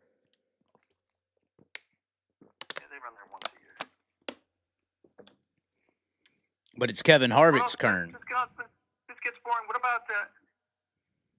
See where you're at here. No questions for me. Somebody said Peck will be racing this weekend. Peck is racing? That's what it says. Yeah, the snow will go. Did you see the Callum Williamson Perth traction control debacle? I got confused. Okay, what are you confused about? I wasn't sure. I didn't know what they were doing. You said there were 4 guys, and they had devices on their car to detect? Yes. Detect traction that control. Other people were cheating, or detect if they were cheating? It was like a traction control detection device that they're trying to implement. For their own car? It was implemented by the organization over there, the Sprint Car Council. Yeah, I know, but they put them on the 4 cars, and whose car were they detecting? Did they detect their own? I put it on my car to detect if I'm cheating? Is that what it was? No, it would be like it would be like if Jim Allen came up to Justin at Kern and was like, "Hey, we're going to put this device on your car to detect traction control tonight." Well, that's pretty good. They put it on all the cars. Right, but the teams they put it on were speculatorily targeted because I don't care if they're mad or not. There's a general consensus that Callum and a few of these other teams are running it. So they put them on these teams, and all 4 of the teams suffered issues throughout the night, and in their mind experienced a detuning issue. And I believe 2 of the teams are saying it damaged their motors. Wow. Where did the device go on the car? I don't know. They're not really putting all these details out. I don't know. It's very new and fresh. It's over my head. I'm not sure what they were monkeying with there, but right. Let's get to I try to do homework when I come on your show. I'm seeing no questions for me, but who's going to the 5 CJB car? Talk about Danny Sands. Oh no, is that where Danny Sands to the CJB car? No, I know who's in the CJB car. It's not announced yet? It's not announced. Announce it for us, Joe. Tell us all. I hear it's coming out. 1,000%, but what I've been told? What you been told? Let's hear it. Live on the show, CJB. Well, how many people are listening? 79. 79. In honor of Chris Coyle. Well, we started the show with corruption. Is that how we started, Chaz? Oh yeah, corruption. So how do you think? Now Peck was going to be in the car, right? I heard he got bought out. I heard the person in the 5 car bought their way into it. That's right. That's America, baby. They Frankie Munoz'd right in. Yeah. They Haley Deegan into it, didn't they? Oh, if it was Haley Deegan, that would be good. Peck earned it through his ability, is out. Tanner Holmes to the 5. No, and Jade Abedisian. Ty Wolfgang said, "Listen, I'm not working with this new guy, right?" So that's why, huh? Ty Wolfgang was CJB, wasn't he, Chaz? I'm not. Yeah. I don't know. I'm just hearing things. I'm in my shop. I hear things. Right. Yeah, it's in your head, Joe. Yeah, that's what Jim Allen said. I got my tinfoil hat on. Yes, exactly. You're getting receptors from the other dimensional atoms surrounding you right now. And I heard a name. So you haven't heard any names? You got any guesses? I have it. Jade Abedisian.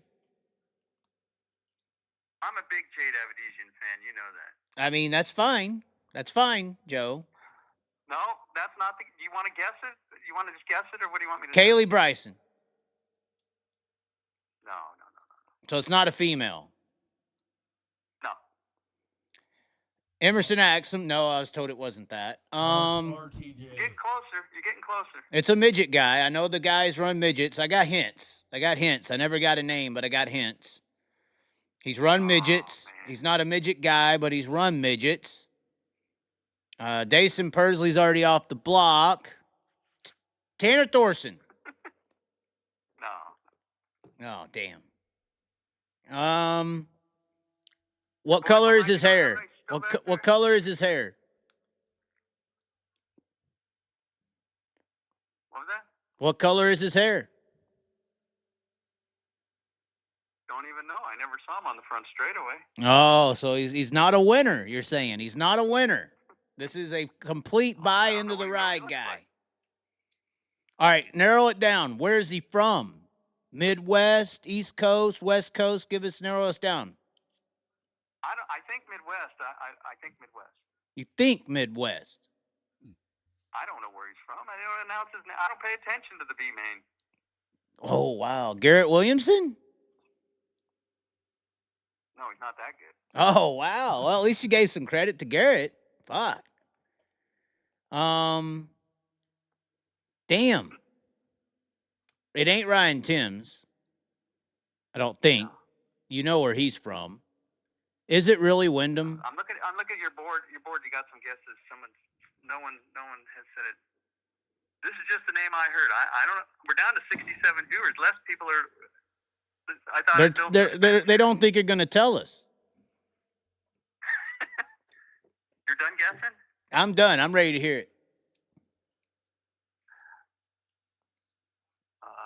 This is the name I heard.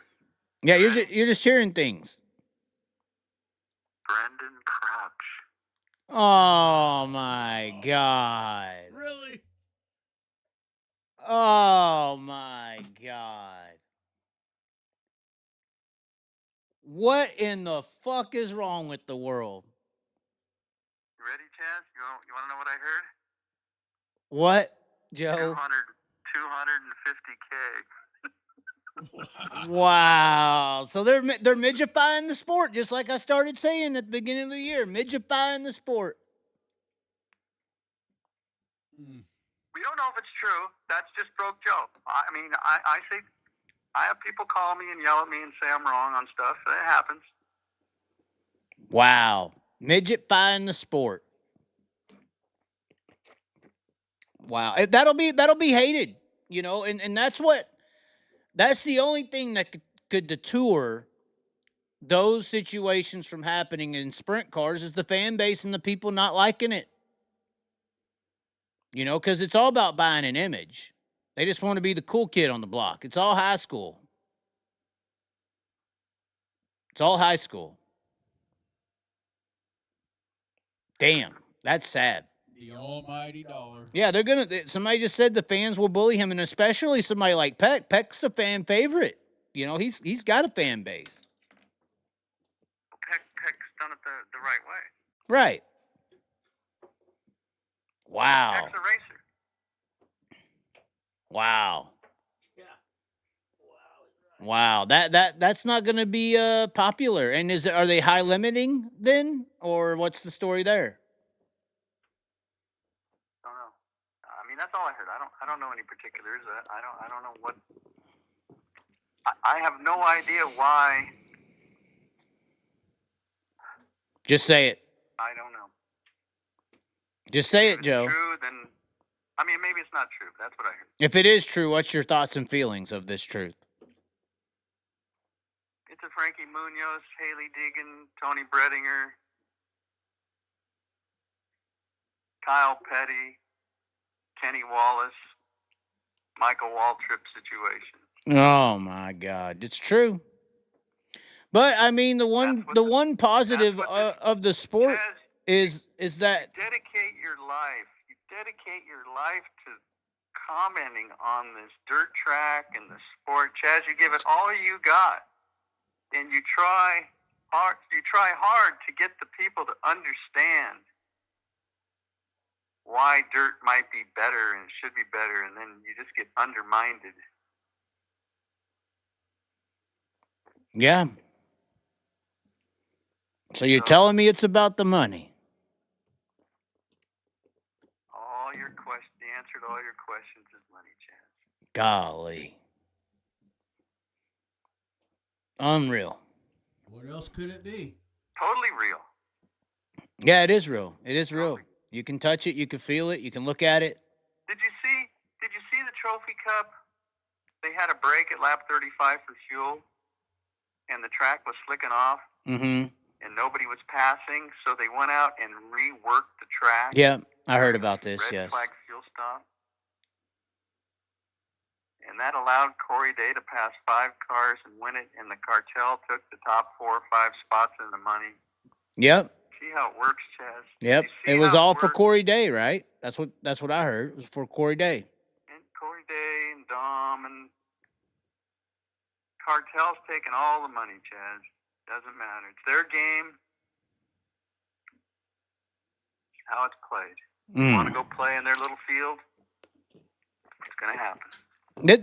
This is why, like this week, I could go to Riverside, Joe, but I'm going to go play in a freaking haunted house and do makeup and behind the stage content. You know, I'm just going to go have fun, and, you know,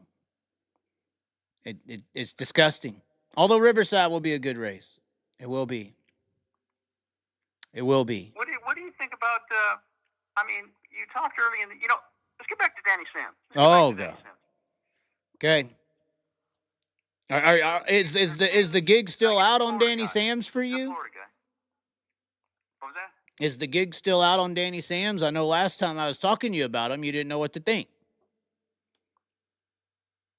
Well, first off, you kind of felt that guys from the South didn't get a fair opportunity like the guys from California did. You generalized. Yeah, the South. I mean, California or PA. Like yeah. a Landon Crawley. Correct. How would you grade his outlaw season? Landon Crawley season? Isn't it? What's How would I grade? I'm starting a scouting website, by the way, Joe, for the record. I know you think I can't judge these people. A scouting, it's a scouting-based website for grading up-and-coming sprint car or potential sprint car drivers. It's going to have grades and everything. It's a scouting website. You're in my wheelhouse, Chaz. Can I grade? I'm thinking you were potentially gonna get a text. Do you want to join? But now you're being cocky, so no. But at the end of the day, no, I'm just playing. Potentially, I mean, we could have a Chaz grade in there, a Joe grade, all these grades. So, can I grade the West Coast young guys? I mean, we can have you in there, yeah. And then Chaz's, we can have it where I pick a guy, I grade a guy, and then we have Joe's comments. No, I'm not. No. I'm never wrong. It's all based in the moment. You go back and listen to that. You thought I was wrong about Caleb Henry 3 years ago, and now I'm not. No, we did a show. The last time I was on was before the Knoxville Nationals. Yes. And I predicted everything I predicted was dead on. Okay. I predicted the top 4 transfers. You were wrong on. I don't know what you were predicting. Go back and listen to it. I was fucked up on the shrooms from Spike, Joe. That's what happened, okay? The booger sugar got me. But no, look. See, I like when Spike's talking women. That should be his category. Yeah, Connie agrees. See, when you got Spike on politics, I turn it off. But when he's telling his women theories and trying to educate you, that's the best. That's Spike's forte. Spike is in the slums of the women category. Now, I will agree, a majority of them are in today's society, but are we going to grade Landon Crawley, or are we going to talk about Spike? I mean, somebody that depressed in life doesn't need any kind of shout-outs at this point. I thought we were talking about Danny Sam's. We were talking about Danny Sam's, but he wanted me to grade Landon Crawley. I didn't believe anything. I didn't believe Clark's stories at all. Clark and Jim Allen ought to do a show. Oh, okay. How did Clark get brought up in this? Because he was saying stuff that didn't make any sense. He was talking like he was a ladies' man and he's stealing some guy's girlfriend, and I don't know what he was saying. There's multiple ways to do it. You don't always have to be the brute brawn asshole like Spike. You know, these women don't know what they want. I know that, but I'm just saying it didn't ring true. It didn't ring true to me. Okay. So, my grade of Landon Crawley's season. Do you want this? Yeah. What Here's what I want to ask you. Okay. Do you think, now he's only like 16 or 17, right? He's a young guy. I believe he's 18, actually. Well, it could be 17. Okay. Do you think he'd be better served running local shows and trying to win races, or running the back of the main or B main 80 times? If you had a son and you were bringing him up in the sport, do you think just he had like 40 consecutive non-top 10s? Do you think that's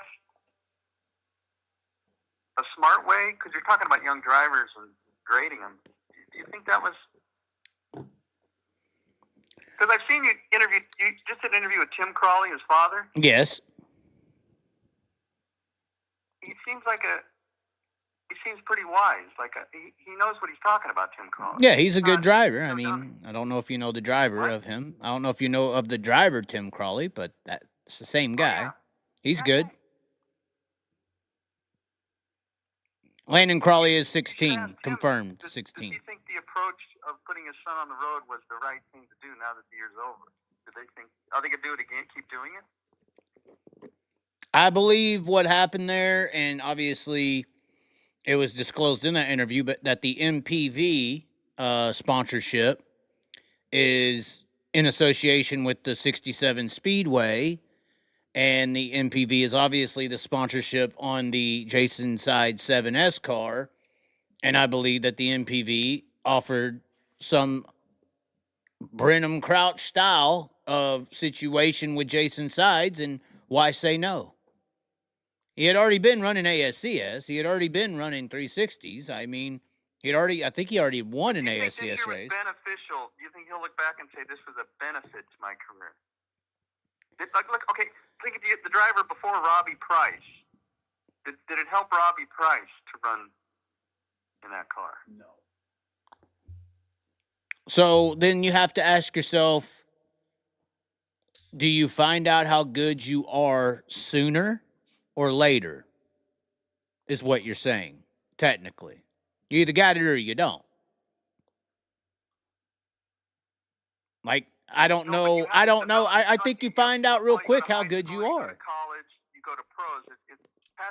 They didn't put Patrick Mahomes in the NFL. He sat a year behind Alex Smith. Yeah, but when he got into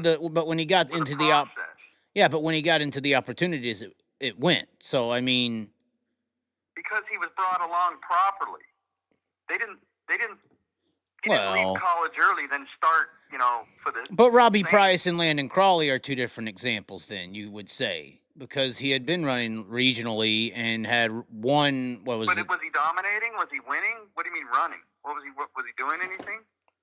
Well, I think that the problem is still opportunity when you're discussing this. Because if you say no to opportunity... You're saying he ran ASCS. I'm asking, did he win? Crawley or Price? Price won the Dirt Cup, right? What? Robbie Price won Dirt Cup, I believe, when it was an ASCS race, right? Okay, that's one night, a 360 race. He won one night. You throw one touchdown pass, you're not in the NFL. I understand, but I just don't think opportunities, even for Robbie Price. Now, if you're California, up a young driver, is this the proper? How would you bring up a young? If you had a son, well, it's funding. There's too many variables to make that judgment, Joe. There's too many variables. There's opportunity. There's financing. There's money. There's all these things that make these decisions not necessarily ideal. I mean, ideally, if you don't have to worry about those things, then yeah, you would do it exactly how you're saying. But in the racing world, ideal situations aren't necessarily like prevalent. They're not everywhere. So I think I'm asking you, what is the ideal situation? Well, the ideal situation is look at Buddy. Buddy ran locally for 3 years. Right.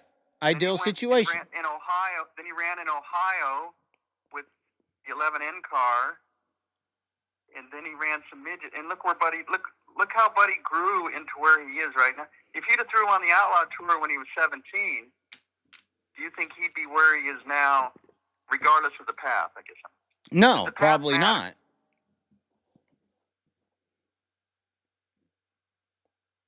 But it's hard to say. It's still I know hard it's to hard say. to say. That's why we're on I the mean, show. We want look you at to speak. You're an Gravel's. expert. Look at What is your Gravel's opinion on it? path. Gravel's path was basically thrown to the wolves, and he's considered the best now. No, he ran his 89G. Didn't he run with the All-Stars? All-Stars and Outlaws. Didn't he run Yeah, Pennsylvania, like limited sprints? Maybe for like a half year, but he was pretty much right into All-Stars and ran Outlaws. All-Stars, didn't he? Right. Well, All-Stars is pretty high level, I would assume, in comparison to local ASCS or something. I mean, you can end up racing Donnie shots or an Outlaw. You could. Well, okay, yeah, but I'm just we're kind of not. I don't think Well, we're but getting that's it. back to it's circumstantial as well. If you're born in California, then okay, you have the opportunity to race high level, competition for a while. Or if you're in PA, you get the chance to groom yourself against high level competition or Knoxville or something along those lines. Okay, let's get to Danny Sands. Okay. So my grade for Landon Crawley is an E-. Continue. Wow. Okay, where is Danny Sands in a car? Didn't he just drive a? TKS. It would be an F, Joe, if it wasn't for his qualifying. I'll bump him to an E- for qualifying well every now and then. But continue. You're still talking about Crawley. We're talking about Danny Sands. I know. Sure. Yeah. Where's he going? What is he going to be in that car? No, they've already put Corey Eliason in it. What's your opinion on him? Corey Eliason? Yeah. I still don't know how he's in cars, but it is what it is. You would have kept Danny Sands in it. Yeah. I think there's more upside, or at least unknown upside, with Danny Sams. But the TKS situation is just that's a P. Diddy party in itself, I mean, who knows what's happening next?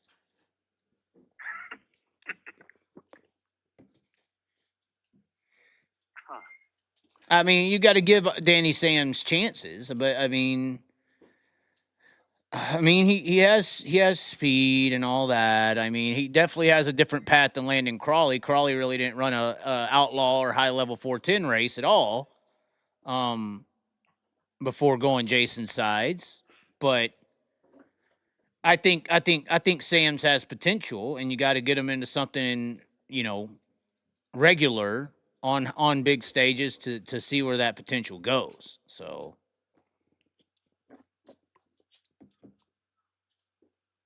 Will it happen for him?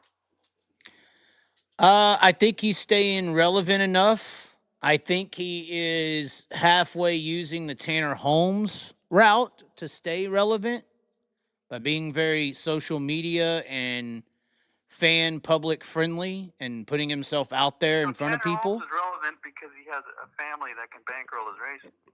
Right, but I think Danny Sams is using that same style of playbook with his results on the racetrack to stay relevant with no money. Does that make sense? It's interesting to watch. I liked his interview. I thought it was one of your better interviews, and I was surprised how low views it got. It only had 1,300 views. Once again, the more famous the person you have on your show, the more views you get. Mm-hmm. Or we create famous people like you. We call you Broke Joe, and then bam, you're. Kyle, if you had Dale Earnhardt Jr. on your show, you get 50,000 views, and he might not say anything. But Danny Sams was one of your best interviews, and he was very interesting. He actually mentioned numbers. He talked about numbers. He talked about working class, the hours he worked, what he had to do to get where he got. And you talk about the racing fan base. Instead of buying Kyle and Rico and Sweet and Gravel, buy Danny Sams t-shirts. Support that guy. Right. That's the guy. See, you got to blame the fan base too. He should be supported. A working class guy doing his best and getting some results. People, He only had 1,300 views. I look at Danny Sam's only gets 1,300 views. Right. Well, I mean, he got stuff out of it, too. I mean, the right people do watch my stuff, it seems like. That dirt crowd helped him out a lot. He's making a decent amount of money through that now. A fan funding style platform that noticed him on the show. So I will say, even though my numbers are low, it feels like there is a decent amount of those that matter or have some position that listen. I would assume those were. I would just. Was in Ohio at 15. Yes, somebody said that. Yes. That's not right. He was still here.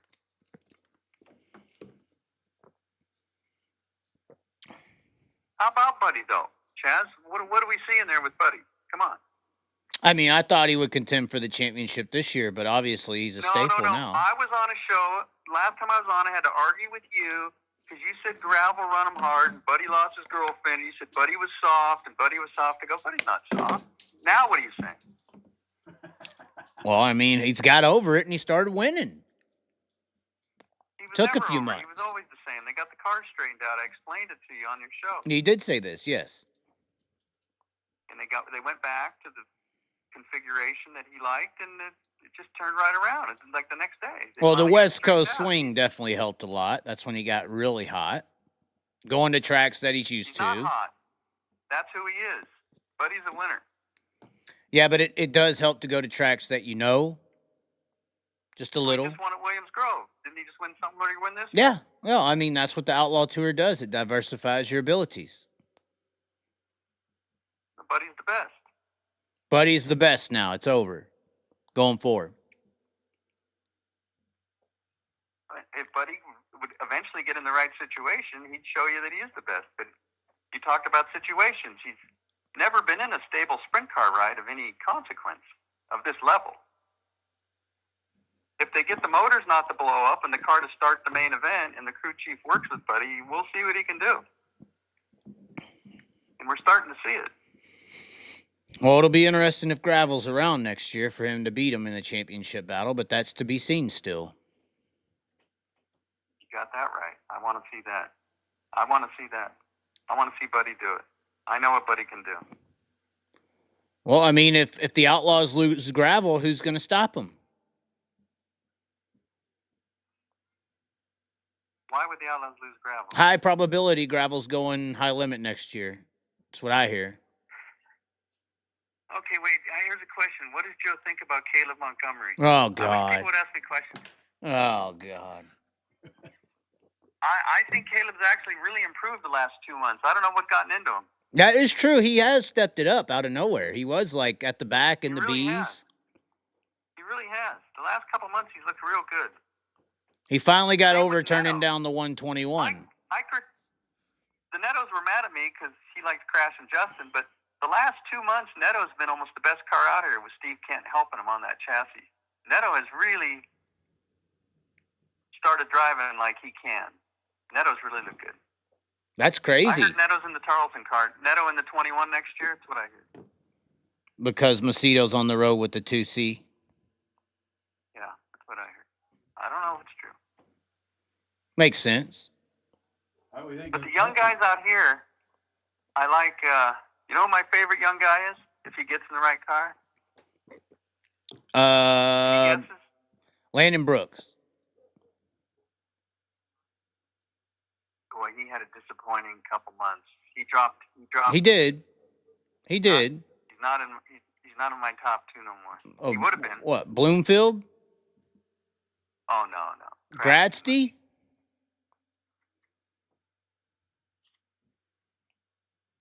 Not Gradsty? Guesses? What? What was that Gradsty guy out there? He's been quick, right? That's my boy. Okay. I like Chance Gradsky. Not Gretzky. In the right situation.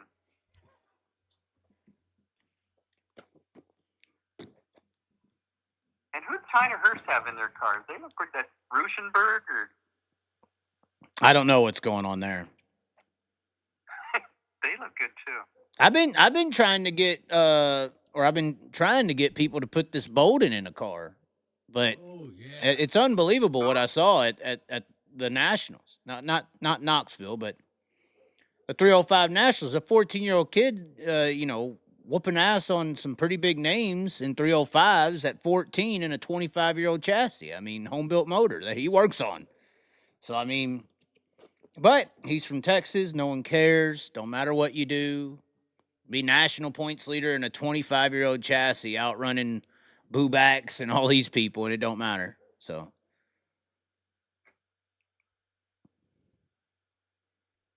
I got a fan here, Will Wills.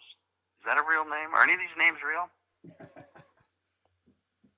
All I know is that if Carson Bolden got chances, he would be better than all these guys. See, this is where you make these statements. You said this about Sean saw it. Sean saw it. You saw it, Sean. Did you not see it, Sean? 25-year-old car, Sean. Yeah. You said Jock Goodyear That's was gonna completely win different. multiple That's races? completely different. It's completely different.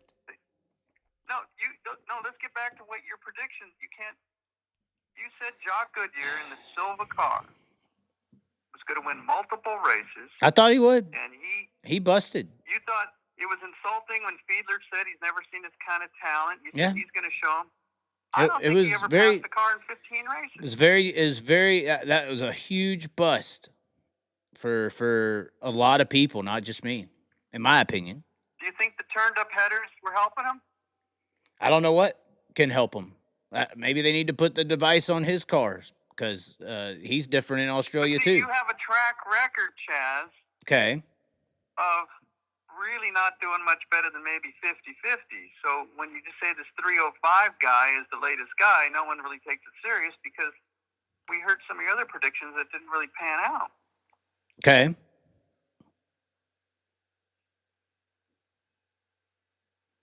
You're supposed to be the expert. This is your life. You're watching this every minute of the day. Okay. But you're about as right as those NFL analysts. Right. Sam Darnold's. I mean, Caleb Henry and Sam Darnold's very similar, huh? You called me an idiot 3 years ago. Now he's great. Who's great? Well, he's better than he looked, for sure, Caleb Henry.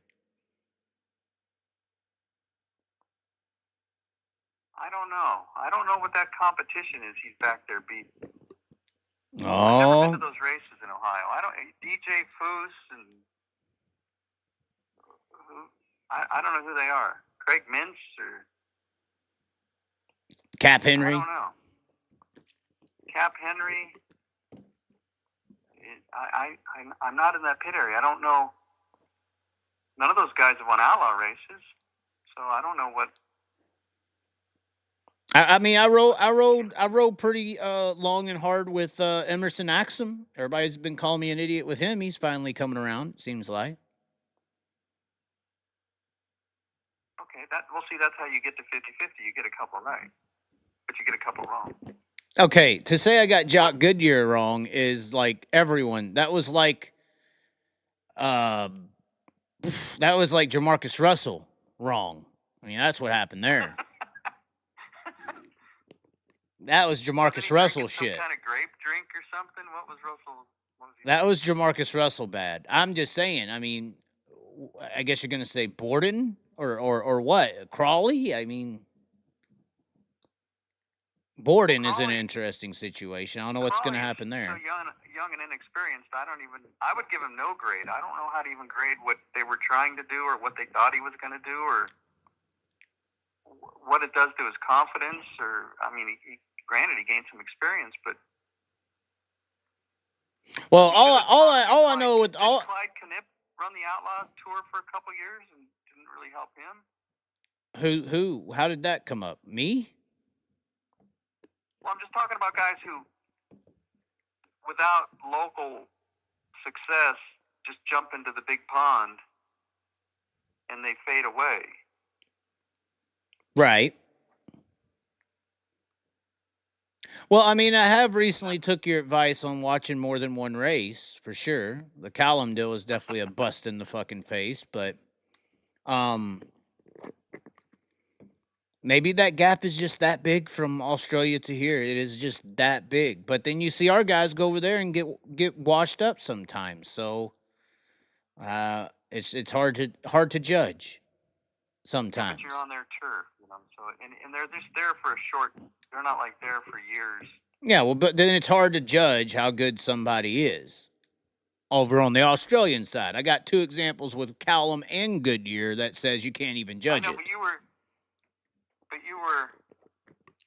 I mean, maybe Jock Goodyear will come back in the next 10 years and he'll wind up being like McFadden, really good.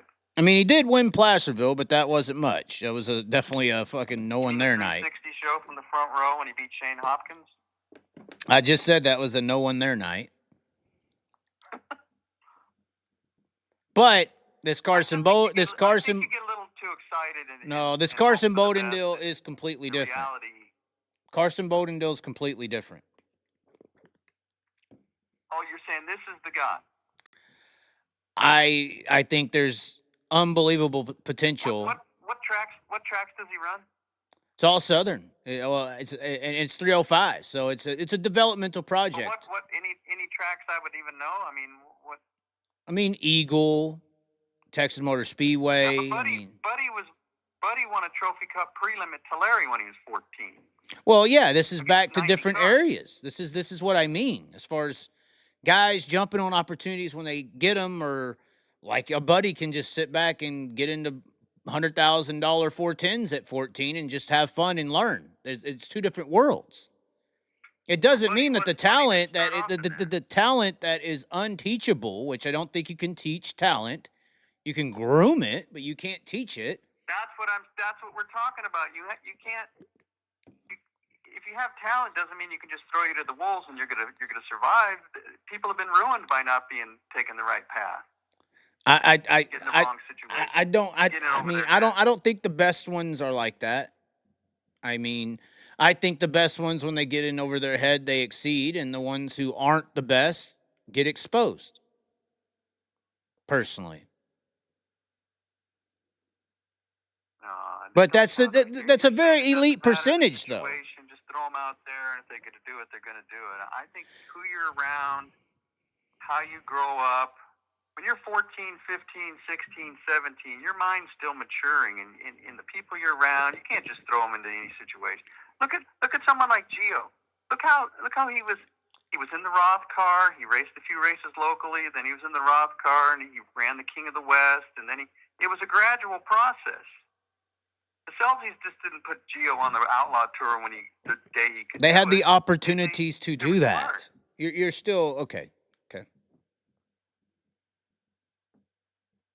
You think you just put Mahomes out there and he would have succeeded no matter how you did. Put him on any team. It's just not the same. I mean, I don't even like using ages in this scenario because that's bullshit in itself. But, I mean, look at the extreme. Back to what you were saying the other day privately. It's all white privilege when we're talking about these people getting to select and choose sprint cars at 14, 15, 16, 17. That's extreme privilege. So, it's hard to say. When you're in privileged positions, you got opportunities.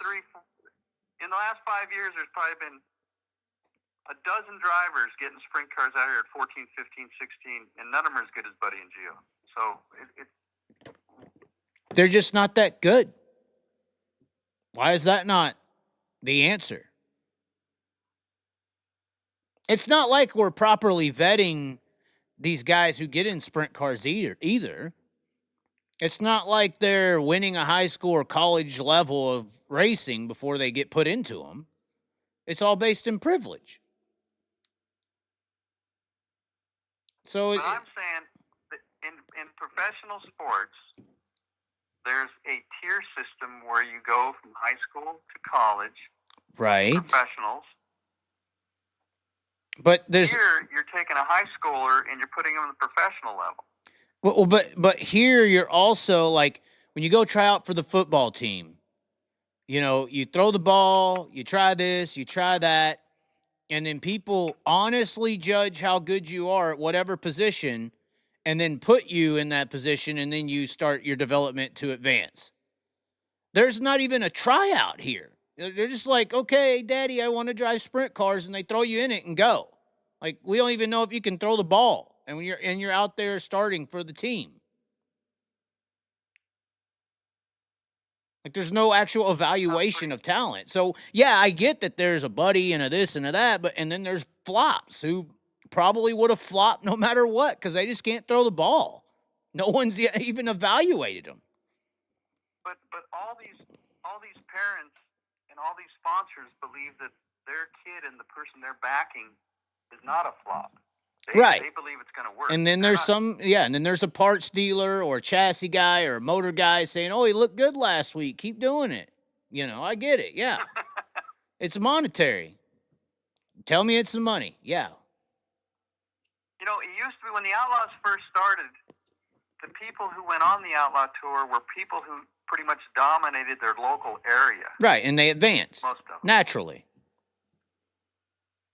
Like a Bobby Davis or these guys, Doty, Tim Green, they succeeded locally, then they went on the big tour. Now they just, Landon Crawley as someone with money, we're putting you on the big tour. That's how it goes now. But what do you think why is that different than Frankie Munoz? It ain't much different. The only difference I think that our sport has versus Frankie is the extreme ability it takes to drive the cars.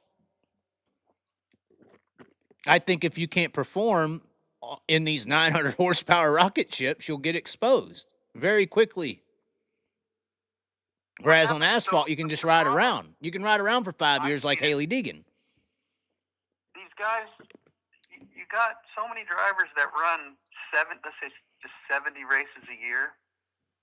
And when you're picking pill draws to qualify and the track conditions change, and then you're picking pill draws for the dash, if you run 70 races, even a below average driver is bound to get like 5 good results through just randomness of track conditions and what heat they were in and when they went out.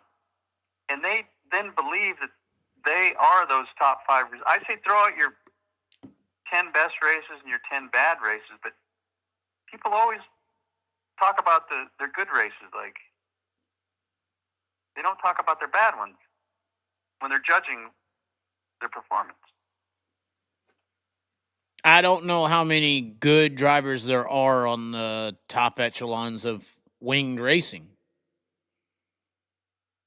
personally. Okay, I'm jumping around here.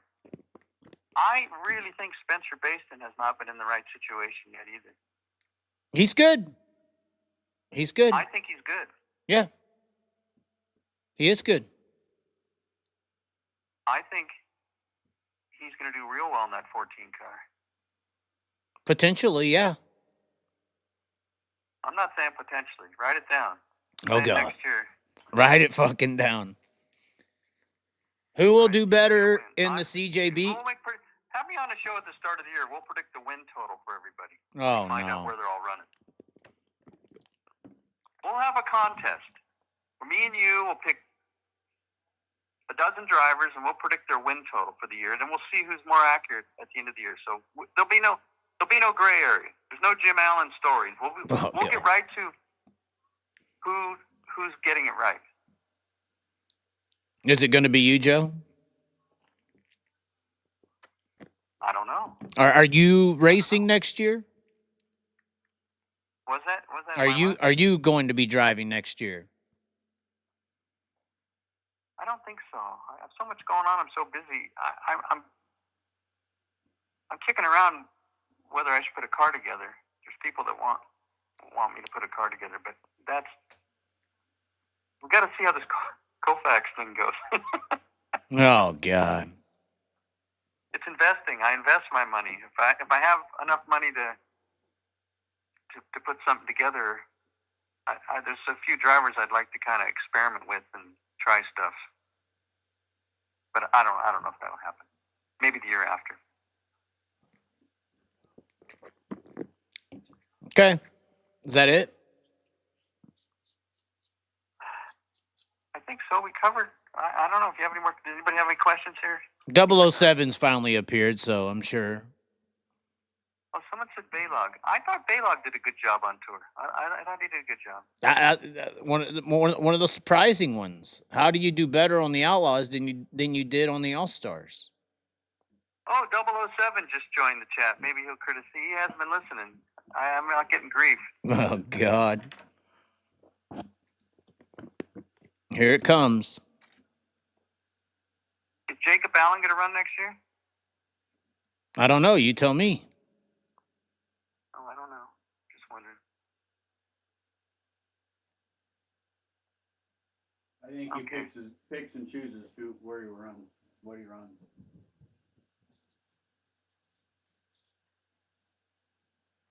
I didn't hear any. Do you have a parting question for me? I mean, not really. I mean, do you have anything? I was working on a parody song for you. Oh, are you going to play the instrument or? Well, yeah, I was writing lyrics. Oh, you had it working down. on my piano work. Okay. But I just started that this week. Oh no, it's actually playing. The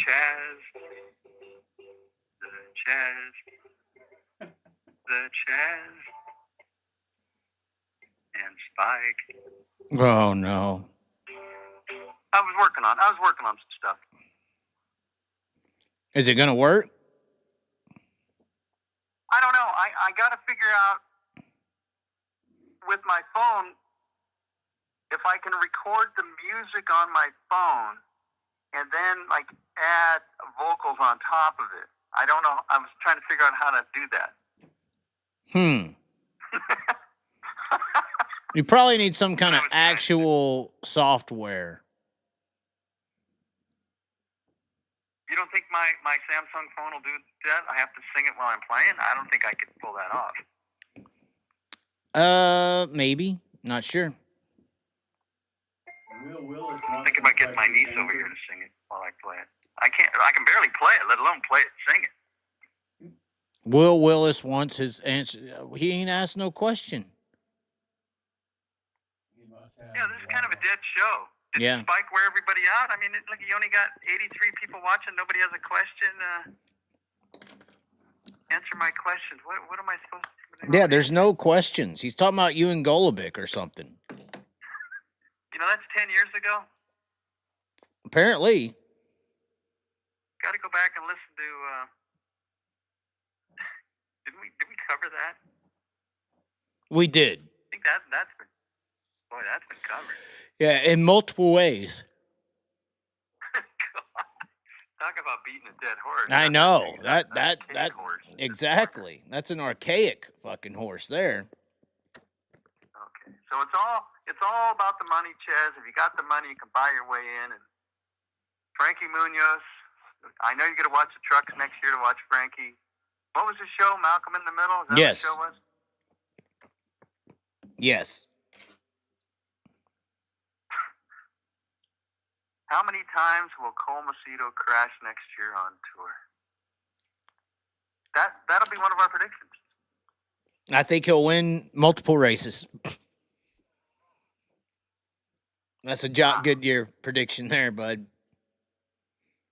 In the 2C. Yeah, that's a lie. I'm joking. Okay. I'm not even getting flack from 007. Boy, everybody's middle of the work week. Everybody's tired, I guess. Probably. Okay. Well, I'm leaving you. I got the shop full of work. I got to start early in the morning, and I just wanted to join Clark and Spike. We're on the show. Spike. Somebody did say, "What are your thoughts on RTJ winning the championship?" You don't even know what that is, do you? What an RTJ is, do you? Ricky Thornton Jr. Oh wow, we educated him.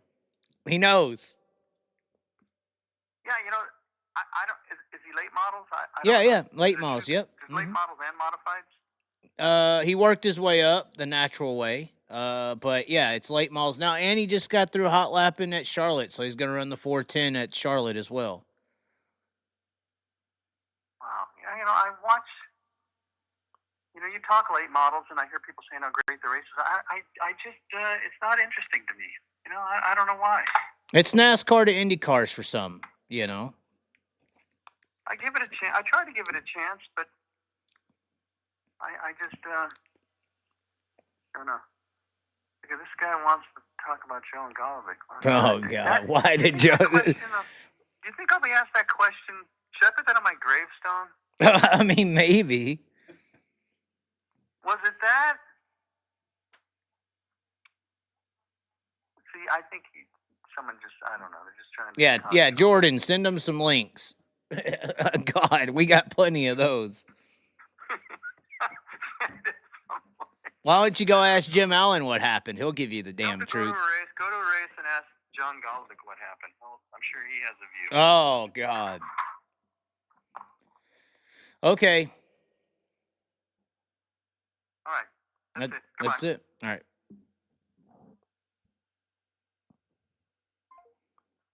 There you have it, ladies and gentlemen. You can get your Broke Joe shirts on longlivethechaz.com. If you've never seen the Broke Joe shirts, this is what it looks like. It's $1. I customly designed with a Broke Joe on it. It's got 121 all over it. I think I signed it down there. I'm the Secretary of Truth or something like that. longlivethechaz.com to get yours today. But anyway, that is going to do it for the show. Thanks for all the super chats, right? Yeah, we got plenty of the super chats. This is why we don't go live anymore. Not one damn super chat. Unbelievable. Maybe the ads will pay through. Chaz, order a pizza. I try not to eat pizza. The E. coli outbreak. You never know what could happen now. But anyways, ladies and gentlemen, like the video, share it around. Breaking news. Brenham Crouch to the CJB number 5.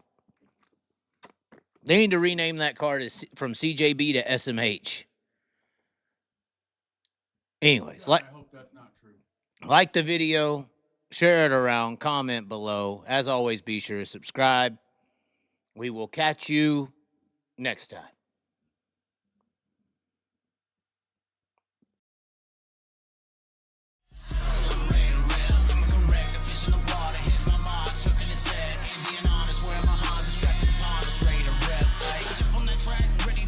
Ready to rip, ready to reach. Place my bets, hey, you never know when playing on host what you could achieve. Making the goal, peace with the soul, don't matter the bottle with what you believe. Cause if I'm taking it all in the calling, it's harder with nothing that's harder than free. Not giving up, no, don't trip, gotta go. Take a slip, make a pass on the low. Put it down the gas for a show. Slide a pass on the grass for the opo.